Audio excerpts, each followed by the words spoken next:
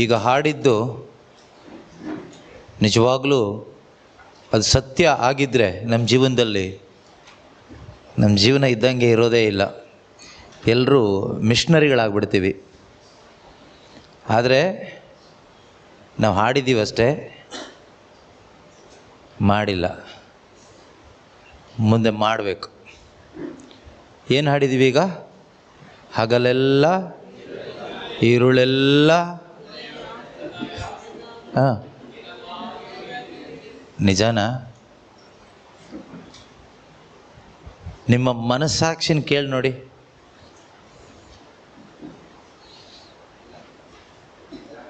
ಆ ಥರ ಆಗಿಬಿಟ್ರೆ ದಾವಿದನ ಬಗ್ಗೆ ದೇವರು ಹೇಳ್ದಂಗೆ ನಮ್ಮ ಬಗ್ಗೆ ಹೇಳ್ತಾರೆ. He is the man after my own heart, she is the women after my own heart ಅಂತ ದೇವರು ನಮ್ಮ ಬಗ್ಗೆ ಹೇಳ್ತಾರೆ. ನಮಗೆ ಈ ಮಿಡಿತ ಎಲ್ಲ ಬರೋದು ಯಾವಾಗ ಅಂದರೆ ಈ ಕರಿಸ್ಮ್ಯಾಟಿಕ್ ಧ್ಯಾನದಲ್ಲಿ ಬಂದಾಗಲೇ ಭಯಂಕರ ಮಿಡಿತ ಬರುತ್ತೆ. ಸೊ ಅದು ಸ್ವಾಭಾವಿಕ ಬಿಡಿ. ಅದಲ್ಲ, ಈಗ ನೀವು ಹಾಡಿದ್ರಲ್ಲ ಆ ಪ್ರಕಾರ ಹಗಲು ರಾತ್ರಿ ಯಾವಾಗಲೂ ನಾನು ನನ್ನ ತಂದೆ ದೇವರ ಮಡಿಲಲ್ಲಿದ್ದೀನಿ ಎಂಬ ಒಂದು ಅರಿವಿನಲ್ಲಿ ಆ ಒಂದು ಮಿಡಿತ ನಮ್ಮ ಹೃದಯದಲ್ಲಿದ್ದರೆ ನಮ್ಮ ಲೈಫ್ ನಿಜವಾಗಲೂ ಲೈಟ್ ವೆಯ್ಟ್ ಆಗಿರುತ್ತೆ. ತುಂಬ ಲೈಟ್ ವೆಯ್ಟ್ ಆಗಿರುತ್ತೆ, ಏನೂ ಇಲ್ಲ. ಈಗ ನಮ್ಮ ಲೈಫ್ ನಮಗೆ ವೆಯ್ಟ್ ಆಗಿಬಿಟ್ಟಿದೆ, ತುಂಬ ಭಾರ ಆಗಿಬಿಟ್ಟಿದೆ. ಯಾಕೆ ಅಂದರೆ ಹಗಲು ರಾತ್ರಿ ನಮ್ಮ ಧ್ಯಾನ ಪೂರ್ತಿ ಯಾರು? ನಾವೇ.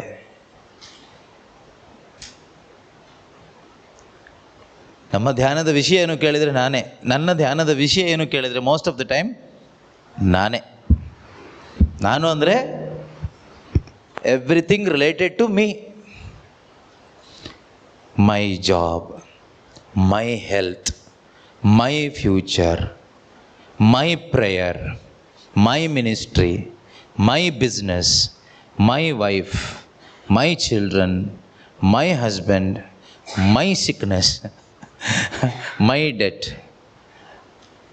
ಮೈ children future, my property, everything my centred, I centred. ಹೌದಾ ಅಲ್ವಾ?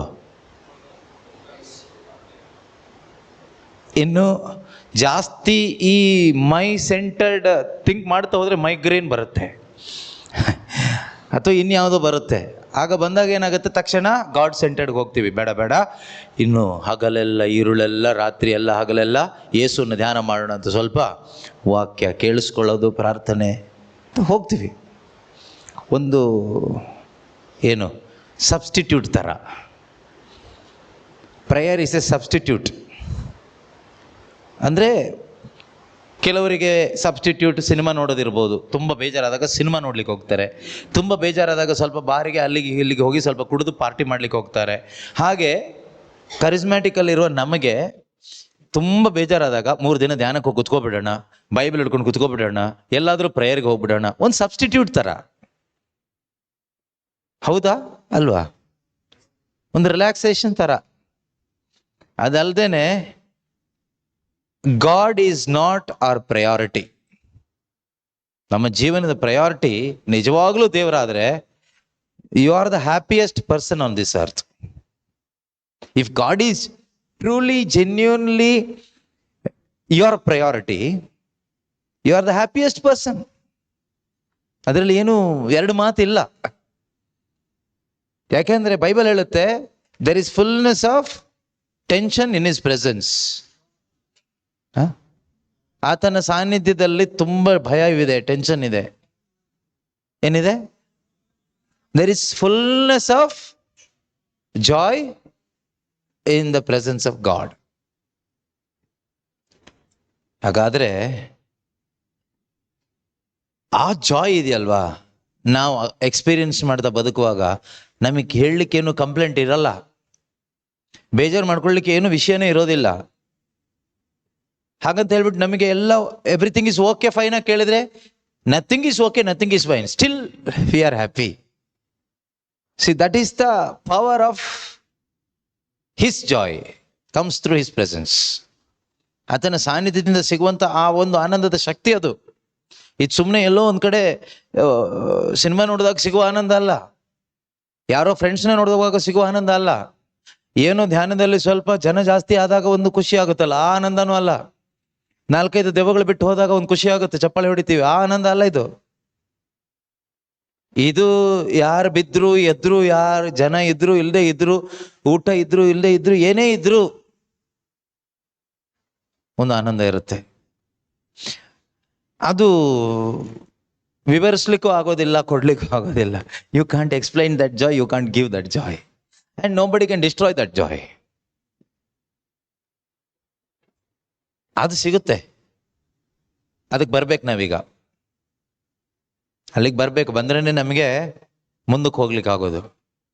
ಅದರಿಂದ ಈಗೇನು ಹಾಡಿದಿರೋ ಅದನ್ನು ಜೀವಿಸ್ಬೇಕು, ಇಲ್ಲಾಂದ್ರೆ ನಾವು ಡಂಬಾಚಾರ ಮಾಡ್ದಂಗೆ ಆಗುತ್ತೆ. ತುಂಬ ಮೀನಿಂಗ್ಫುಲ್ ಆಗಿರೋದನ್ನು ಹಾಡಿದೀವಿ, ಈಗ ಮೀನಿಂಗ್ಫುಲ್ ಅದರ ಮೀನಿಂಗ್ಸನ್ನು ನಾವು ತೆಗೆದುಕೊಂಡು ನಾವೀಗ ಲೀಡ್ ಮಾಡಬೇಕು. ಇನ್ನೊಂದ್ಸರಿ ಅದ ಶರಣ ಹಾಡಿ ನೋಡೋಣ, ನನಗೆ ಗೊತ್ತಿಲ್ಲ. ಹಗಲೆಲ್ಲ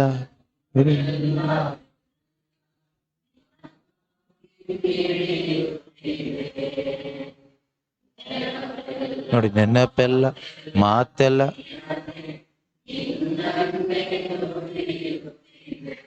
ನಿಜ. ನಾವು ಆಗ್ಬಿಟ್ರೆ ಅಂತೂ ಎಷ್ಟು ಬ್ಯೂಟಿಫುಲ್ ಆಗಿರುತ್ತೆ. ಥಿಂಕ್ ಮಾಡಿ ನೋಡಿ, ಈಗ ಹಾಡಿದ ಒಂದೊಂದು ವರ್ಡ್ನು ಮೆಡಿಟೇಟ್ ಮಾಡಿ ನೋಡಿ. ಅಲ್ಲಿದೆಯಲ್ವಾ, ಎಲ್ಲಿದೆ? ಹಗಲೆಲ್ಲ ഇരുಳೆಲ್ಲ ಹೃದಯ ನಿನಗಾಗಿ ಮಿಡಿಯುತ್ತಿದೆ, ನೆನಪು ಮಾತು ಪ್ರಿಯನೇ ಪ್ರಿಯ ಯೇಸುವೆ ನಿನ್ನನ್ನೇ ನುಡಿಯುತ್ತಿದೆ.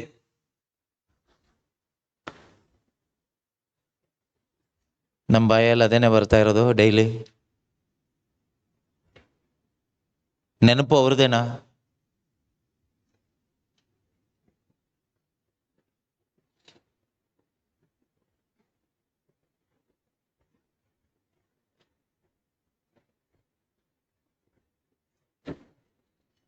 ಥಿಂಕ್ ಮಾಡಿ ಸ್ವಲ್ಪ ಮೈಂಡಲ್ಲೇ.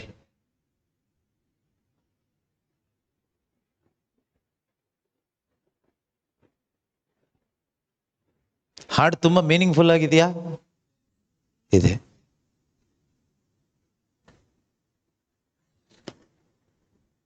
ಹಾಡುವ ನಾವೆಲ್ಲರೂ ಇದೇನು ಹಾಡಿದೀವೋ ಅದನ್ನ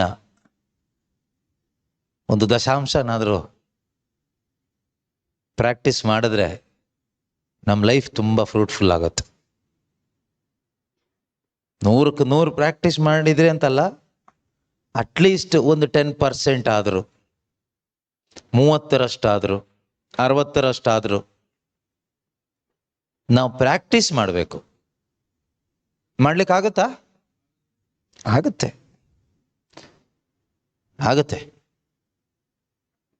ಆಗಬೇಕಾದ್ರೆ ಜಾಸ್ತಿ ವೈಯಕ್ತಿಕ ಪ್ರಾರ್ಥನೆ ಮಾಡಬೇಕು, ಪರ್ಸನಲ್ ಪ್ರೇಯರ್ ಜಾಸ್ತಿ ಮಾಡಬೇಕು. ಬೆಳಿಗ್ಗೆ ಏನು ಕೇಳಿಸ್ಕೊಂಡ್ರು ಆ ರೀತಿಯಲ್ಲಿ ಹೋಗ್ಬೇಕು. ಆ ರೀತಿಯಲ್ಲಿ ಹೋದ್ರೆ ಖಂಡಿತವಾಗ್ಲೂ ಆಗುತ್ತೆ. ಪರ್ಸನಲ್ ಪ್ರೇಯರಲ್ಲಿ ನನಗೇನು ಅನ್ನಿಸ್ತು ಅಂದ್ರೆ, ನಿಮ್ಗೇನು ಅನ್ನಿಸ್ತು? ಓಕೆ, ಏನನ್ನಿಸ್ತು ಅಂದ್ರೆ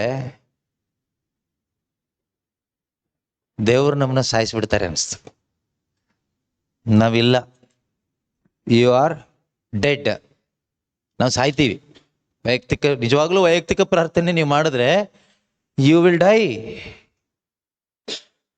ಜಾನ್ 3:30 ನೆರವೇರುತ್ತೆ ನಮ್ಮಲ್ಲಿ. ಆತನು ಬೆಳೆಯುತ್ತಿರಬೇಕು, ನಾನು ಅಳದೋಗ್ತೀನಿ, ನಾನಿಲ್ಲದಾಗ್ತೀನಿ, ಆತ ಬೆಳೆಯುತ್ತಾನೆ.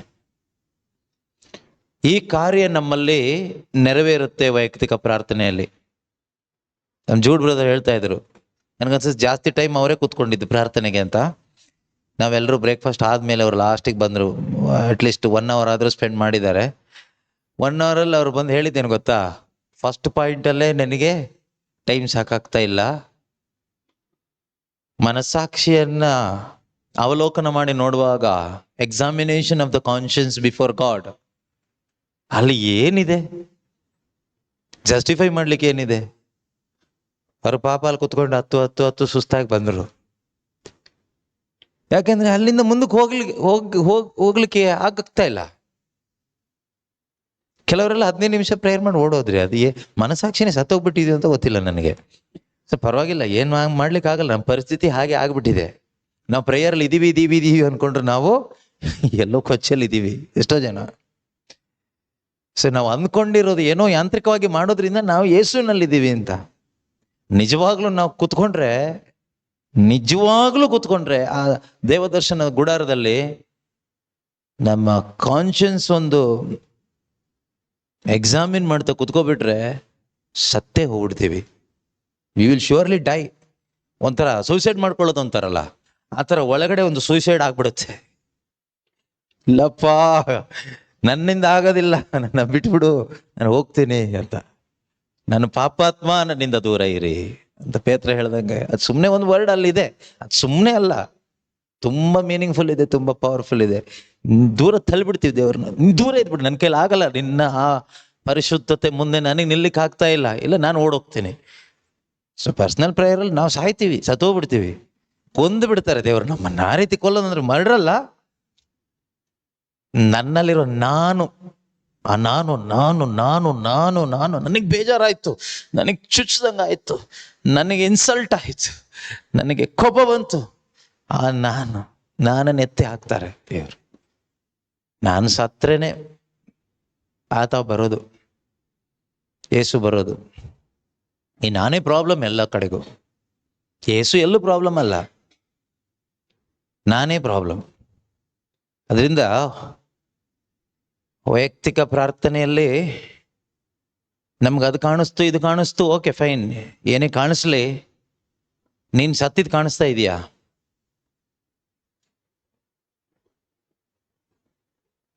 ಅದು ಕಾಣಿಸಿಲ್ಲ ಅಂದ್ರೆ ಬೇರೆ ಏನ್ ಕಾಣಿಸಿನೂ ಪ್ರಯೋಜನ ಇಲ್ಲ. ಏನ್ ಕಾಣಿಸಿನೂ ಪ್ರಯೋಜನ ಇಲ್ಲ. ನಾನು ಇಲ್ಲದೆ ಇರೋದು ಕಾಣಿಸ್ಬೇಕು ನನಗೆ, ಸತ್ತೋಗಿರೋದು.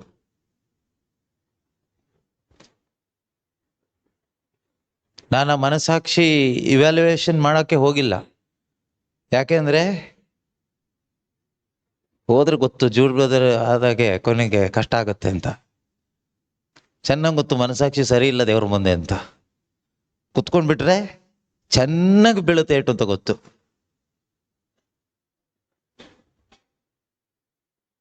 ಸಾಧಾರಣ ಏಟಲ್ಲ, ಸಾಯೋ ಥರ ಏಟು.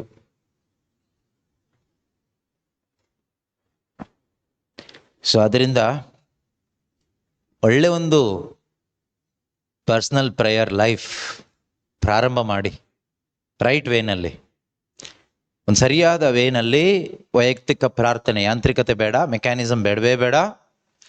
ಇವತ್ತೇನು ಪವಿತ್ರಾತ್ಮರು ನಮಗೆ ನಮ್ಮ ಆತ್ಮಿಕ ಅಭಿವೃದ್ಧಿಗೆ, ಆತ್ಮಿಕ ಬೆಳವಣಿಗೆಗೆ ಬೇಕಾದಂಥ ರೀತಿಯಲ್ಲಿ ವೈಯಕ್ತಿಕ ಪ್ರಾರ್ಥನೆಯನ್ನು ನಾವು ಯಾವ ರೀತಿ ಡೆವಲಪ್ ಮಾಡ್ಕೊಂಡು ಹೋಗ್ಲಿಕ್ಕೆ ಆಲೋಚನೆ ಕೊಟ್ಟಿದ್ದಾರೋ ಆ ಪ್ರಕಾರ ಸ್ವಲ್ಪ ದಿವಸ ಪ್ರಾಕ್ಟೀಸ್ ಮಾಡಿ ನೋಡಿ.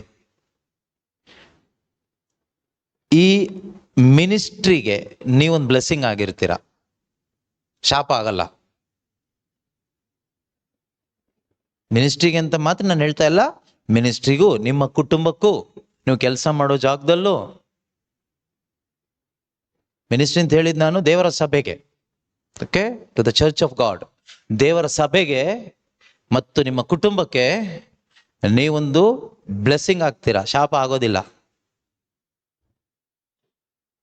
ಈ ರೀತಿಯಲ್ಲಿ ಈ ಸ್ಟೆಪ್ ಪ್ರಕಾರ ನೀವು ಒಂದು ಸ್ವಲ್ಪ ದಿವಸ ಪ್ರಾಕ್ಟೀಸ್ ಮಾಡಿ ನೋಡಿ. ಆಮೇಲೆ ನಿಮ್ಗೆ ಅದು ನ್ಯಾಚುರಲ್ ಆಗಿ ಕಂಟಿನ್ಯೂ ಆಗುತ್ತೆ.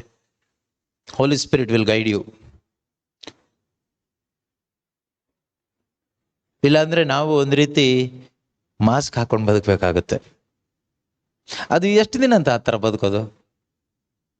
ಇವರಿಗೆಲ್ಲ ಪ್ರೈಸ್ ಅಲಾಡ್ ಹೇಳಿ, ಅವ್ರವ್ರ ಹತ್ರ ಎಲ್ಲ ಮಾತಾಡಿಕೊಂಡು, ನಗಾಡ್ಕೊಂಡು, ಸ್ಮೈಲ್ ಮಾಡಿಕೊಂಡು, ಎಲ್ರಿಗೂ ಪಾಲಿಶ್ ಹಾಕ್ಕೊಂಡು, ಎಲ್ರಿಗೂ ಮೆಚ್ಚುಗೆ ಆಗೋ ಥರ ನಾವು ಮೇಂಟೈನ್ ಮಾಡಿಕೊಂಡು ಎಷ್ಟು ದಿನ ಆಗ್ಬೋದು?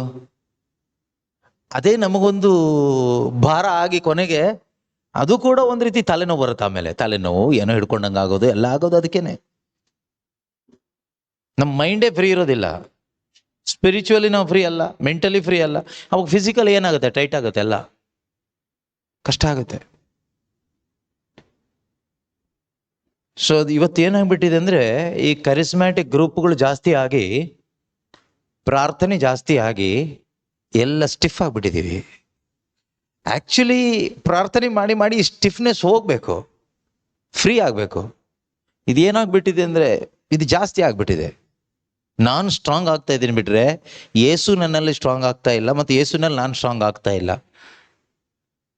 ಐ ಅನ್ನೋದು ಸ್ಟ್ರಾಂಗ್ ಆಗ್ತಾ ಇದೆ.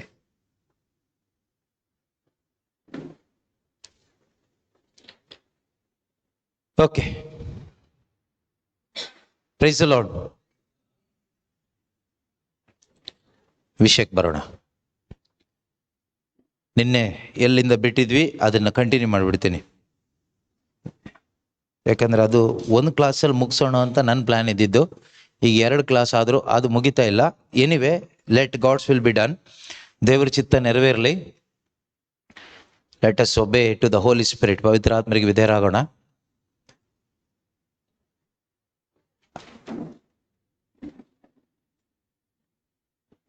Jesus the Living Word Ministry ಇದೆ. ಯಾಕಿದೆ? ಮಿನಿಸ್ಟ್ರಿ ಉದ್ದೇಶ ಏನು ಅಂತ ಕೇಳುವಾಗ ಅದಕ್ಕೆ ಉತ್ತರ ಏನು? To continue the ministry of Jesus Christ. ಬೇರೆ ಏನೂ ಇಲ್ಲ. To continue that is the ministry of the church. What is the ministry of the church? To continue the ministry of Jesus and his apostles. ಯೇಸುವಿನ ಮಿನಿಸ್ಟ್ರಿಯನ್ನು ಅಪೊಸ್ತಲರು continue ಮಾಡಿದರು. ಅಪೊಸ್ತಲರ ಮಿನಿಸ್ಟ್ರಿಯನ್ನು ಅವರ ಫೌಂಡೇಶನಲ್ಲಿ ಯೇಸು ಕಟ್ಟಿದಂಥ ಆ ಸಭೆ ಮುಂದುವರ್ಸ್ಕೊಂಡು ಹೋಗಬೇಕು. That is the primary ministry of our ministry. Jesus the Living Word ministry ಕೆಲಸ ಏನು ಕೇಳಿದರೆ ಅದೇನೆ. ಅದರಲ್ಲಿ ಮುಖ್ಯವಾಗಿ ಇವ್ಯಾಂಜಲೈಸೇಷನ್, ಶುಭ ಸಂದೇಶ ಸಾರುವುದು, ಎಲ್ಲರನ್ನು ಯೇಸುವಿನ ಶಿಷ್ಯರನ್ನಾಗಿ ಮಾಡುವುದು. ಅದು ಯಾಕೆ ಕೇಳಿದರೆ, ಯಾರೂ ನಾಶವಾಗದೆ ಎಲ್ಲರೂ ನಿತ್ಯ ಜೀವ ಪಡ್ಕೋಬೇಕು. That is the ultimate intention of the ministry or the purpose of the church, purpose of the proclamation of the gospel. ಶುಭ ಸಂದೇಶ ಸಾರೋದ್ರ ಉದ್ದೇಶ ಏನು? ಸಭೆಯ ಉದ್ದೇಶ ಏನು? ಸಭೆ ಯಾಕೆ ಬೇಕು ಸಭೆ? ಬಿಸ್ನೆಸ್ ಮಾಡ್ಲಿಕ್ಕಾ? ಅಲ್ಲ. ಮತ್ತೆ ಯಾಕೆ? ಹಾಸ್ಪಿಟಲ್ಸ್ ಕಟ್ಟಿ ರೋಗಿಗಳಿಗೆಲ್ಲ ಶುಶ್ರೂಷೆ ಮಾಡ್ಲಿಕ್ಕಾ? ಅಲ್ಲ. ಮತ್ತೆ ಮಕ್ಕಳಿಗೆಲ್ಲ ವಿದ್ಯಾಭ್ಯಾಸ ಕೊಡಿಸ್ಲಿಕ್ಕಾ? ಅಲ್ಲ. ಇದು ಯಾವುದಕ್ಕೂ ಅಲ್ಲ. ಈ ಲೋಕದ ಯಾವ ಕಾರ್ಯಕ್ಕೂ ಅಲ್ಲ ಸಭೆ ಇರೋದು. ಸಭೆ ಇರೋದು ಯಾಕೆ ಅಂದರೆ ಸ್ವರ್ಗೀಯ ಕಾರ್ಯಕ್ಕೆ. Church is for heavenly work are the Kingdom work of the Jesus Christ. ಯೇಸುವಿನ ಕಾರ್ಯವನ್ನ ಈ ಲೋಕದಲ್ಲಿ ಮುಂದುವರಿಸ್ಕೊಂಡು ಹೋಗ್ಲಿಕ್ಕೆ. ಯಾವ ಕಾರ್ಯ? ಯೇಸು ಕ್ರಿಸ್ತನ ಮುಖಾಂತರ ಕೊಡಲ್ಪಟ್ಟ ಆ ರಕ್ಷಣೆಯ ಕಾರ್ಯ, ಸಾಲ್ವೇಷನ್ ಅಂತಕ್ಕಂಥ ಆ ಕಾರ್ಯ, ಶ್ರೇಷ್ಠವಾದ ಕಾರ್ಯ, ದೊಡ್ಡ ಅದ್ಭುತ, ಮನುಷ್ಯನ ನಿತ್ಯವಾದ ರಕ್ಷೆಯ ಆ ಸಂದೇಶವನ್ನ ಎಲ್ಲ ಕಡೆಗೂ ತಲುಪಿಸ್ಬೇಕು. ಯಾಕೆ ತಲುಪಿಸ್ಬೇಕು? ಅದರ ಮುಖಾಂತರ ಪ್ರತಿಯೊಬ್ಬರು ಯೇಸು ಕ್ರಿಸ್ತನಲ್ಲಿ ವಿಶ್ವಾಸವಿಟ್ಟು ಅವರ ಮುಖಾಂತರ ಆ ತಂದೆ ದೇವರ ಮಕ್ಕಳಾಗಿ ನಿತ್ಯ ಜೀವವನ್ನು ಪಡ್ಕೊಳ್ತಾರೆ. That is ultimate intention. So ಅದಕ್ಕೋಸ್ಕರ ನಾವು ಮಾಡಬೇಕಾಗಿರೋದು ಏನಂದ್ರೆ ಡಿಸೈಪ್ಲಿಂಗ್, ಎಲ್ಲರನ್ನ ಯೇಸುವಿನ ಶಿಷ್ಯರನ್ನಾಗಿ ಮಾಡಬೇಕು. ಓಕೆ, ನಾವು ಶಿಷ್ಯರನ್ನಾಗಿ ಮಾಡಬೇಕಾದ್ರೆ ನಾನು ಮೊದಲೊಬ್ಬ ಶಿಷ್ಯನಾಗಿ ಇರಬೇಕು. ನಾನೇ ಶಿಷ್ಯನಲ್ಲದೆ ಇನ್ನೊಬ್ಬರನ್ನ ಹೇಗೆ ನಾವು ಶಿಷ್ಯರನ್ನಾಗಿ ಮಾಡ್ಲಿಕ್ಕಾಗುತ್ತೆ? ಸೊ ಅದರಿಂದ ನಾವೊಂದು ಒಳ್ಳೆಯ ಶಿಷ್ಯನಾಗಬೇಕು, ಗುರುವಿನಂತೆ ಆಗಬೇಕು ಅನ್ನೋ ಟಾರ್ಗೆಟ್ ಅಲ್ಲಿ ನಾವು ಬದುಕಬೇಕು. What is the target of a disciple? To become like the master. Who is our master? Jesus Christ is our master. ಶಿಷ್ಯನ ಧ್ಯೇಯ ಏನು, ಏಮ್ ಏನು ಕೇಳಿದ್ರೆ ಗುರುವಿನಂತೆ ಆಗೋದು, ಬೇರೆ ಏನು ಅಲ್ಲ. ಸೊ ಈಗ ನಮ್ಮ ಧ್ಯೇಯ ಏನು, ಗುರಿ ಏನು ಅಂತ ಕೇಳಿದ್ರೆ ಗುರುವಿನಂತೆ ಆಗುವುದು. ಗುರು ಯಾರು? ಯೇಸು. ಯೇಸುವಿನಂತೆ ಆಗೋದು, ಬೇರೆ ಏನೂ ಅಲ್ಲ. ನಮ್ಮ ಗುರಿ ದೆವ್ವ ಓಡಿಸೋದಲ್ಲ, ನಮ್ಮ ಗುರಿ ಎಲ್ಲೋ ಬಿಲ್ಡಿಂಗ್ ಕಟ್ಟೋದು ಅಲ್ಲ, ನಮ್ಮ ಗುರಿ ಎಲ್ಲೋ 10 ಜನ ಒಟ್ಟಾಗಿ ಸೇರಿ ಏನೋ ಒಂದು ಪ್ರೇಯರ್ ಅಂತ ಮಾಡೋದು ನಮ್ಮ ಗುರಿ ಅಲ್ಲ, ಅದು ಯಾವುದೂ ಅಲ್ಲ. ನಮ್ಮ ಗುರಿ ಯೇಸುವಿನಂತೆ ಆಗೋದು. ಇದು ಪ್ರತಿಯೊಬ್ಬರ ಮೈಂಡಲ್ಲೂ ಇರಲಿ, ಯೇಸುವಿನಂತೆ ಆಗ್ಬೇಕಷ್ಟೇ. ನಮ್ಮ ಗುರಿ ದೊಡ್ಡ ಕನ್ವೆನ್ಷನ್ ನಡೆಸ್ಬೇಕು, ಇದು ಯಾವುದೂ ಅಲ್ಲ, ಯೇಸುವಿನಂತೆ ಆಗ್ಬೇಕು. ಇದು ಪ್ರತಿಯೊಬ್ಬ ಶಿಷ್ಯನ ಒಳಗಡೆ ಇರಬೇಕಾದಂಥ ಥಾಟ್, ಆಲೋಚನೆ, ಆಸೆ, ಬಯಕೆ ಏನು ಅಂದರೆ I want to become like my master. ಗುರುವಿನಂತೆ ನಾನು ಆಗಬೇಕು. ಯಾಕೆ ಆಗಬೇಕು ಅಂತ ಒಂದು ಪ್ರಶ್ನೆ ಬರ್ಬೋದು ಅವಾಗ. ಯಾಕೆ ಆಗಬೇಕು ಅಂದ್ರೆ ಗುರು ಬಯಸ್ತಾ ಇದ್ದಾರೆ, ನನ್ನ ಗುರು ಅದನ್ನು ಬಯಸ್ತಾ ಇದ್ದಾರೆ. ಶಿಷ್ಯನಾದ ನಾನು ಅವರಂತೆ ಆಗಬೇಕು. So I love my master lord Jesus Christ. That is why I want to fulfill his desire. So I want to become like him. That is not my desire, his desire. Now I take that desire into my heart and I execute it. He will provide the grace. ಅವರು ಅದಕ್ಕೆ ಬೇಕಾದ ಕೃಪೆ ಕೊಡ್ತಾರೆ. ಇದೇ ನಮ್ಮ ಮನಸ್ಸಿನಲ್ಲಿ ಯಾವಾಗಲೂ ಇರಬೇಕು.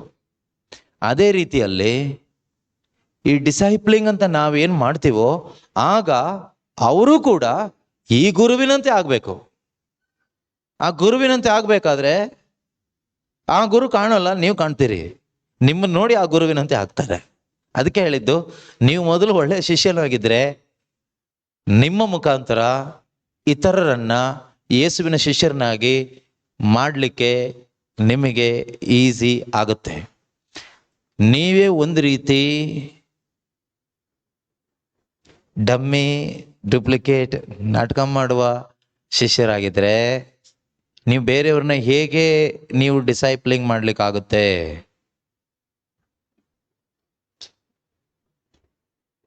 ಅಪ್ಪ ಅಮ್ಮನೇ ಮನೆಯಲ್ಲಿ ಗಲಾಟೆ ಮಾಡ್ಕೊಳ್ತಾ ಇದ್ರೆ ಯಾವಾಗಲೂ ಮಕ್ಕಳಿಗೆ ನೀವು ಗಲಾಟೆ ಮಾಡಬೇಡಿ ಅಂತ ಮಕ್ಕಳಿಗೆ ಹೇಗೆ ಹೇಳಲಿಕ್ಕಾಗತ್ತೆ? ಹೇಳಲಿಕ್ಕಾಗತ್ತಾ? ಖಂಡಿತ ಸಾಧ್ಯ ಇಲ್ಲ. ಅಪ್ಪನೇ ಕುಡುಕ, ಮಕ್ಕಳಿಗೆ ಹೇಳ್ತಾನೆ, ಮಗನಿಗೆ ಹೇಳ್ತಾನೆ, ಕುಡಿಬೇಡ, ಕುಡಿಯೋದು ಒಳ್ಳೇದಲ್ಲ, ಮದ್ಯಪಾನ ಮಾಡಬಾರ್ದು ಅಂತ. ಅದು ವರ್ಕೌಟ್ ಆಗುತ್ತೆ ಅನ್ಕೊಂಡಿದ್ದೀರಾ? ಅದು ವರ್ಸ್ಟ್ ಆಗುತ್ತೆ. ಅಪ್ಪ ಮಕ್ಕಳಿಬ್ರು ಶತ್ರುಗಳಾಗ್ತಾರೆ, ಹೊಡೆದಾಟ ಮಾಡ್ತಾರೆ. ಕುಡ್ಕೊಂಡು ಅಪ್ಪ ಮಗಂಗೆ ಹೊಡಿತಾನೆ, ಮಗ ಅಪ್ಪಂಗೆ ಹೊಡಿತಾನೆ. ಕೇರಳದಲ್ಲಿ ನಡೀತಾ ಇತ್ತಲ್ಲ, ಯಾರೋ ಮಗ ಹೋಗಿ ಅಪ್ಪನ ಕಡ್ದೆ ಹಾಕ್ಬಿಟ್ನಂತೆ ಕುಡಿದು. ಸೊ ಹಾಗೆ ಅಪ್ಪನೂ ಕುಡ್ಕ ಮಗನೂ ಕುಡ್ಕ ಆದ್ರೆ ಅದೇ ಆಗುತ್ತೆ. ಸೊ ಅದರಿಂದ ನಾವು ಮೊದಲು ಶಿಷ್ಯರಾಗಬೇಕು, ಅದಾದ ನಂತರ ನಾವು ಕಂಟಿನ್ಯೂ ಮಾಡಬೇಕು. ಹಾಗೆ ಹೇಳುವಾಗ ಇನ್ನೊಬ್ಬರಿಗೆ ನಾವು ಶಿಷ್ಯರಾಗಿ ತಯಾರು ಮಾಡಲಿಕ್ಕೋಸ್ಕರ ಹೇಳುವಾಗ ಯಾವ ವಿಷಯ ಫಸ್ಟ್ ಹೇಳಬೇಕು? ನಮಗೆ ಯಾರು ಬೇಕಂತೆ? Yesu. Why do we need Jesus? That's the first thing. Next ಅದಾದ್ಮೇಲೆ ಕ್ರಿಯೇಷನ್, ಫಾಲ್, ಸಾಲ್ವೇಷನ್. ಸಾಲ್ವೇಷನ್ ಅಲ್ಲಿ ಮುಖ್ಯವಾಗಿ ಸಬ್ಸ್ಟಿಟ್ಯೂಟ್. ಸಬ್ಸ್ಟಿಟ್ಯೂಟ್ ಬಗ್ಗೆ ನಿಮಗೆಲ್ಲ ಕ್ಲಾರಿಟಿ ಆಗಿದೆ ಅಂತ ಅನ್ಕೊಂಡಿದ್ದೀನಿ, ಇದೆಯಲ್ವಾ? ಸಬ್ಸ್ಟಿಟ್ಯೂಟ್ ಎಲ್ಲಿಂದ ಎಲ್ಲಿವರೆಗೂ ಸಬ್ಸ್ಟಿಟ್ಯೂಟ್ ಯೇಸು ನಮಗೆ? ಎಲ್ಲಿಂದ ಎಲ್ಲಿ ತನಕ? ಯೇಸುವಿನ ಜೀವನದಲ್ಲಿ ಯಾವ ಭಾಗ ಎಲ್ಲ ನಮಗೆ ಸಬ್ಸ್ಟಿಟ್ಯೂಟ್ ಆಗಿ ಸಿಕ್ಕಿದೆ? ಹಿಸ್ ಎಂಟೈರ್ ಲೈಫ್, ಜನ್ಮದಿಂದ ಮರಣ, ಪುನರುತ್ಥಾನ, ಸ್ವರ್ಗಾರೋಹಣದ ತನಕ Jesus Christ is my substitute. If you put your trust in that Jesus Christ is my substitute, ಖಂಡಿತವಾಗ್ಲೂ ನಾವು ರಕ್ಷಣೆ ಹೊಂದಿದ್ದೀವಿ. ಅದರಲ್ಲಿ ಮಾತ್ರನೇ ರಕ್ಷಣೆ ಇರೋದು, ಅದೇ ಯೇಸುವಿನಲ್ಲಿ. ಅಂದ್ರೆ ಇದು ಇನ್ ಕ್ರೈಸ್ಟ್. ಅದಾದ ನಂತರ ಬಾರ್ನ್ ಅಗೇನ್ ಆಯ್ತು. ಬಾರ್ನ್ ಅಗೇನ್, ಹೊಸ ಒಂದು ಜನ್ಮ ಪಡ್ಕೊಂಡಾಯ್ತು. ಅಲ್ಲಿವರೆಗೂ ನಿನ್ನೆ ನಾವು ನೋಡಿದ್ವಿ. ಈಗ ಅದಾದ ನಂತರನೇ ರಿಯಲ್ ಇಶ್ಯೂ ಪ್ರಾರಂಭ ಆಗೋದು, ರಿಯಲ್ ಸ್ಟ್ರಗಲ್. ಒಂದು ಮಗುವಿನ ಜೀವನದಲ್ಲಿ ನಿಜವಾದ ಕಷ್ಟ ಪ್ರಾರಂಭ ಆಗೋದು ಯಾವಾಗ ಅಂದ್ರೆ ಹುಟ್ಟಿದ ನಂತರ. ಈ ಪ್ರಪಂಚಕ್ಕೆ ಬಂದ್ಮೇಲೆನೆ ಒದ್ದಾಟ ಪ್ರಾರಂಭ ಆಗೋದು. ಎಷ್ಟರ ಮಟ್ಟಿಗೆ ಒದ್ದಾಟ ಬರುತ್ತೆ ಅಂದ್ರೆ ಸತ್ತು ಹೋಗ್ಬಿಡೋಣ, ಎಂಡ್ ಮಾಡ್ಬಿಡೋಣ, ಲೈಫೇ ಬೇಡ, ಸಾಕಾಗ್ಬಿಟ್ಟಿದೆ ಅನ್ನೋಷ್ಟು ಒದ್ದಾಟ ಬರುತ್ತೆ. ಒಂದ್ ವೇಳೆ ಆ ಮಗು ಹುಟ್ಟದಿದ್ರೆ ಈ ಒದ್ದಾಟನೇ ಇಲ್ಲ.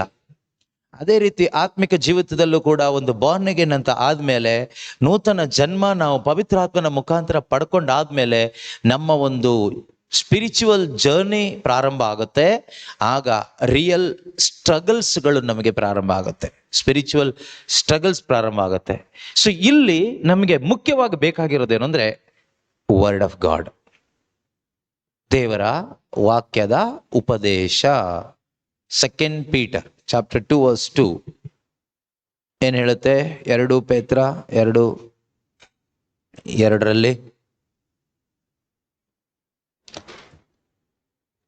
ಓದ್ತೀರಾ? ಹಾ.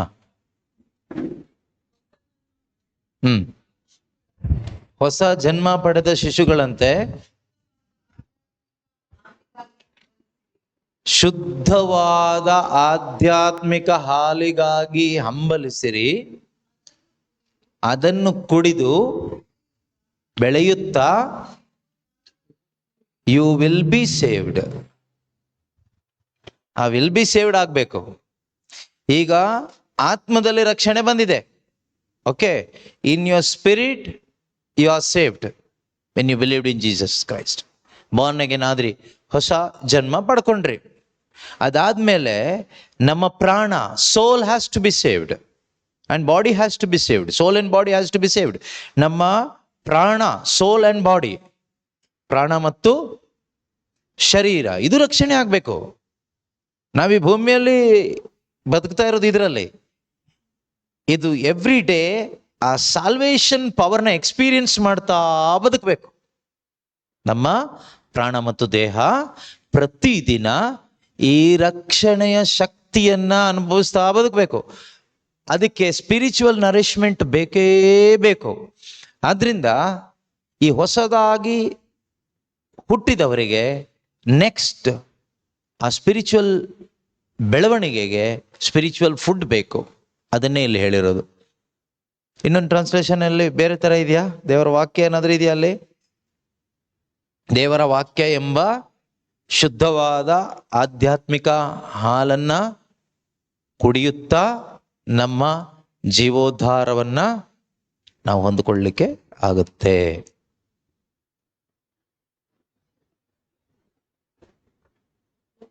ಇದೆಯಾ?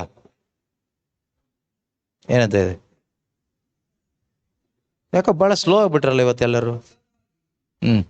ಪ್ರೇಯರ್ ಮಾಡಿ ಸ್ಲೋ ಆಗ್ಬಿಟ್ರ? ಜಾಸ್ತಿ ಪ್ರೇಯರ್ ಆದ್ರೆ ಸ್ಲೋ ಆಗ್ತಾರೆ ಕೆಲವು ಟೈಮ್. ಓಕೆ,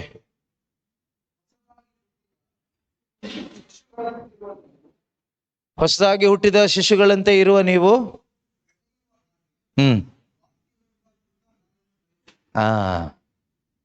ವಾಕ್ಯ ಎಂಬ ಶುದ್ಧ, ಅದು ಮೈಕಲ್ ಓದಿದ್ರೆ ಎಲ್ರಿಗೂ ಸ್ವಲ್ಪ ಕೇಳಿಸ್ತಾ ಇತ್ತು.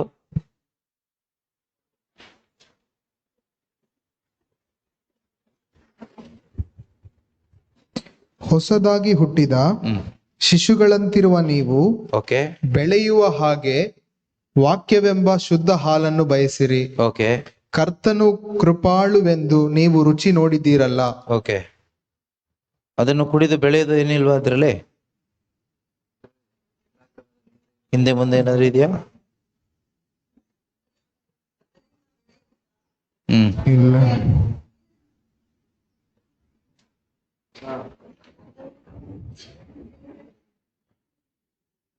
ಅದರಿಂದ ಬೆಳೆಯುತ್ತಾ ರಕ್ಷಣೆಯನ್ನು ಹೊಂದುವಿರಿ. ಓಕೆ, ಕರ್ತನು ದಯಾಳುವೆಂದು. ಸಾಕು ಸಾಕು ಸಾಕು, ಅದೇ ಬೇಕಾಗಿರೋದು. ಯಾಕೆ ಅದೇ ಪಾಯಿಂಟ್ ಮಿಸ್ ಆಗೋಯ್ತು? ಯಾವ್ದ್ರಿಂದ ಬೆಳೆಯುತ್ತಾ? ದೇವರ ವಾಕ್ಯ ಎಂಬ ಶುದ್ಧವಾದ ಆಧ್ಯಾತ್ಮಿಕ ಹಾಲು. Word of God is the pure spiritual milk for spiritual children of god. ಆತ್ಮಿಕ ಮಕ್ಕಳಿಗೆ, ಆತ್ಮಿಕ ಬೆಳವಣಿಗೆಗೆ ಆತ್ಮಿಕವಾದ ಹಾಲು ಬೇಕು. ಇವತ್ತು ಮನೆಯಲ್ಲೂ ಶುದ್ಧ ಹಾಲು ಸಿಗ್ತಾ ಇಲ್ಲ, ಅಂಗಡಿಲೂ ಶುದ್ಧ ಹಾಲು ಸಿಗ್ತಾ ಇಲ್ಲ. ಬಟ್ ಎಲ್ಲ ಕಡೆಗೂ ಹಾಲು ಸಿಗುತ್ತೆ. ಎಲ್ಲ ಕೂಡ ಒಂದು ರೀತಿ ಕೆಮಿಕಲ್ ಹಾಲುಗಳೇ ಸಿಗ್ತಾ ಇರೋದು. ಅದೇ ರೀತಿ ಇಂದು ನಮ್ಮ ಚರ್ಚ್ಗಳಲ್ಲಿ, ಸಭೆಗಳಲ್ಲಿ, ರಿಟ್ರೀಟ್ ಸೆಂಟರ್ಸ್ಗಳಲ್ಲಿ, ಪ್ರೇಯರ್ ಮೀಟಿಂಗ್ಸ್ಗಳಲ್ಲಿ ಎಲ್ಲ ಕಡೆಗೂ ವಾಕ್ಯ ಸಿಗ್ತಾ ಇದೆ. ಎಲ್ಲೂ ಶುದ್ಧವಾದ ವಾಕ್ಯ ಸಿಗ್ತಾ ಇಲ್ಲ. ವಾಕ್ಯ ಸಿಗ್ತಾ ಇದೆಯೋ ಇಲ್ವೋ? ಬೆಳ್ಳಗಿರೋದೆಲ್ಲ ಹಾಲು ಅಲ್ಲ ಅಂತ ಒಂದು ಗಾದೆ ಇದೆಯಾ? ಗಾದೆ ಇದೆ, ನಮ್ಗೆ ಅರ್ಥ ಆಗ್ತಾ ಇಲ್ಲ ಅಷ್ಟೇ ಗಾದೆ. ಆದ್ರಿಂದ ಎಲ್ಲ ಕಡೆಗೂ ವಾಕ್ಯ ಇದೆ, ಆದ್ರೆ ವಾಕ್ಯ ಅಲ್ಲ. ವಾಕ್ಯ ಅಲ್ಲ ಅಂದ್ರೆ ನಿನ್ನೆ ಹೇಳಿದ್ನಲ್ಲ, ಆ ವಾಕ್ಯ ಮನುಷ್ಯರಾಗಿದ್ರು, ಅವ್ರು ನನ್ನ ಜೊತೆನಲ್ಲಿ ಕುತ್ಕೊಂಡಿದ್ರು. ಅವರಿಗೆ ಜೀವ ಇತ್ತು ಮತ್ತು ಆ ಜೀವದಲ್ಲಿ ಏನಿತ್ತು? ಬೆಳಕಿತ್ತು. ಸೊ ಅದರಿಂದ ಶುದ್ಧವಾದ ಆಧ್ಯಾತ್ಮಿಕ ಹಾಲಲ್ಲಿ ಹೇಗೆ ಗೊತ್ತಾಗುತ್ತೆ ಇದು ಶುದ್ಧನ ಅಶುದ್ಧನ ಅಂತ? ಶುದ್ಧವಾದ ಆಧ್ಯಾತ್ಮಿಕ ಹಾಲು ನಿಮಗೆ ಸಿಕ್ಕಿದ್ರೆ ನಿಮಗೆ ಲೈಫ್ ಎಕ್ಸ್ಪೀರಿಯನ್ಸ್ ಆಗುತ್ತೆ. You will experience the life of Christ in your life if it is pure milk, and you will experience the light of Christ in your life. ಕ್ರಿಸ್ತ ಯೇಸುವಿನಲ್ಲಿ ಇರ್ತಕ್ಕಂಥ ಆ ದಿವ್ಯ ಜ್ಯೋತಿ, ಆ ಬೆಳಕು ನಿನ್ನ ಜೀವಿತದಲ್ಲಿ ಬರುತ್ತೆ. ಕ್ರಿಸ್ತ ಯೇಸುವಿನಲ್ಲಿ ಇರ್ತಕ್ಕಂಥ ಜೀವ ನಿನ್ನ ಲೈಫಲ್ಲಿ ಎಕ್ಸ್ಪೀರಿಯನ್ಸ್ ಮಾಡ್ಲಿಕ್ಕೆ ಆಗುತ್ತೆ if it is pure spiritual milk. ಬೇರೆ ಯಾವ ಥರನೂ ನಾವು ತಗೊಳ್ಳೋದು ಬೇಡ. ವಾಕ್ಯ ಹೇಳೋ ಜಾಗದಲ್ಲಿ ಅದ್ಭುತ ಆಗಲ್ವಾ, ಸೌಖ್ಯ ಸಿಗೋದಿಲ್ವಾ, ದೆವ್ವ ಓಡೋದಿಲ್ವಾ, ಇದೆಲ್ಲ ನೀವು ತಗೊಂಡು ಹೋದ್ರೆ ಯು ವಿಲ್ ಬಿ ಡಿಸೀವ್ಡ್, ವಂಚನೆಗೊಳಗಾಗ್ತೀರಿ. ಆದ್ರಿಂದ ಗಾದೆ ತುಂಬಾ ಚೆನ್ನಾಗಿದೆ, ಬೆಳ್ಳಗಿರೋದೆಲ್ಲ ಹಾಲಲ್ಲ. ವಾಕ್ಯ ಸಾರಲ್ಪಡ್ತಾ ಇರೋ ಜಾಗದಲ್ಲೆಲ್ಲ ವಾಕ್ಯ ಅಲ್ಲ ಸಾರಲ್ಪಡ್ತಾ ಇರೋದು. ನೋಡ್ಲಿಕ್ಕೆ ವಾಕ್ಯನೇ, ಕೇಳಿಸ್ಕೊಳ್ಳಿಕ್ಕೂ ವಾಕ್ಯನೇ. ದೇವರ ವಾಕ್ಯ ಅಂತಾನೆ ಅನ್ಸುತ್ತೆ ನಮಗೆ, ಯಾಕಂದ್ರೆ ಕೊಟೇಶನ್ ವಿತ್ ಕೊಟೇಶನ್ ಎಲ್ಲ ಹೇಳ್ತಾರೆ. ಸೊ ಆದ್ರೆ ಅದು ದೇವರಿಂದ ಬಂದ ವಾರ್ತೆ ಆಗಿರೋದಿಲ್ಲ. ದೇವರ ವಾರ್ತೆನೆ ದೇವರಿಂದ ಬಂದಿದ್ದ ಆಗಿರೋದಿಲ್ಲ. ಅದು ಎಲ್ಲಿಂದ ಬಂದಿದ್ದು?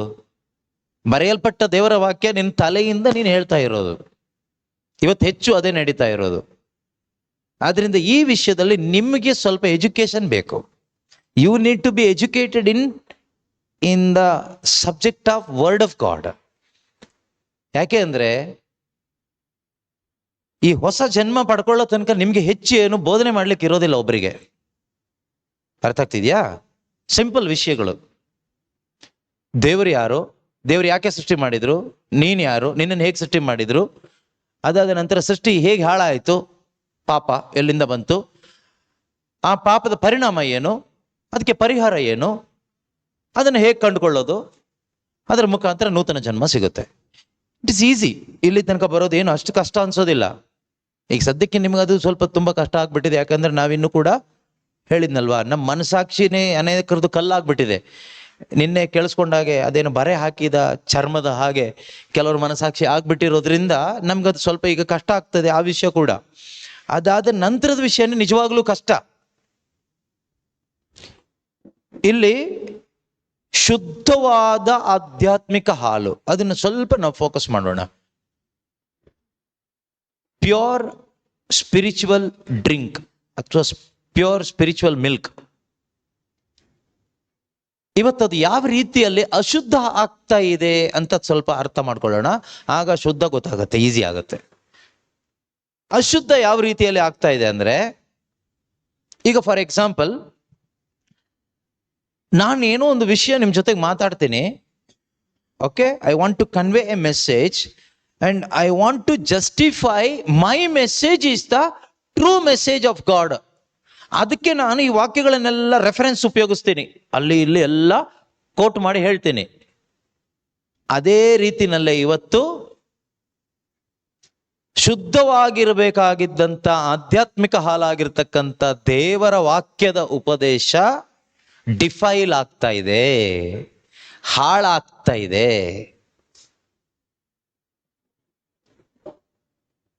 ಏನಾದ್ರೂ ಸ್ವಲ್ಪ ಗೊತ್ತಾಯ್ತಾ? ಓಕೆ, ನಾನೊಂದು ಬೋಧನೆ ಮಾಡ್ತೀನಿ ಒಂದು ವಿಷಯವಾಗಿ, ದೇವರ ವಿಷಯವಾಗಿ ಒಂದು ಬೋಧನೆ ಮಾಡ್ತೀನಿ. ನನ್ನ ಬೋಧನೆ ನಾನು ಮಾಡ್ತಾ ಇರೋದು ಸರಿ ಎಂದು ನಿಮಗೆ ಸಮರ್ಥಿಸ್ಕೋಬೇಕು. ನಿಮ್ಮ ಮುಂದೆ ನಾನು ಸಮರ್ಥನೆ ಮಾಡಬೇಕು. I must justify my teaching of God is the true teaching.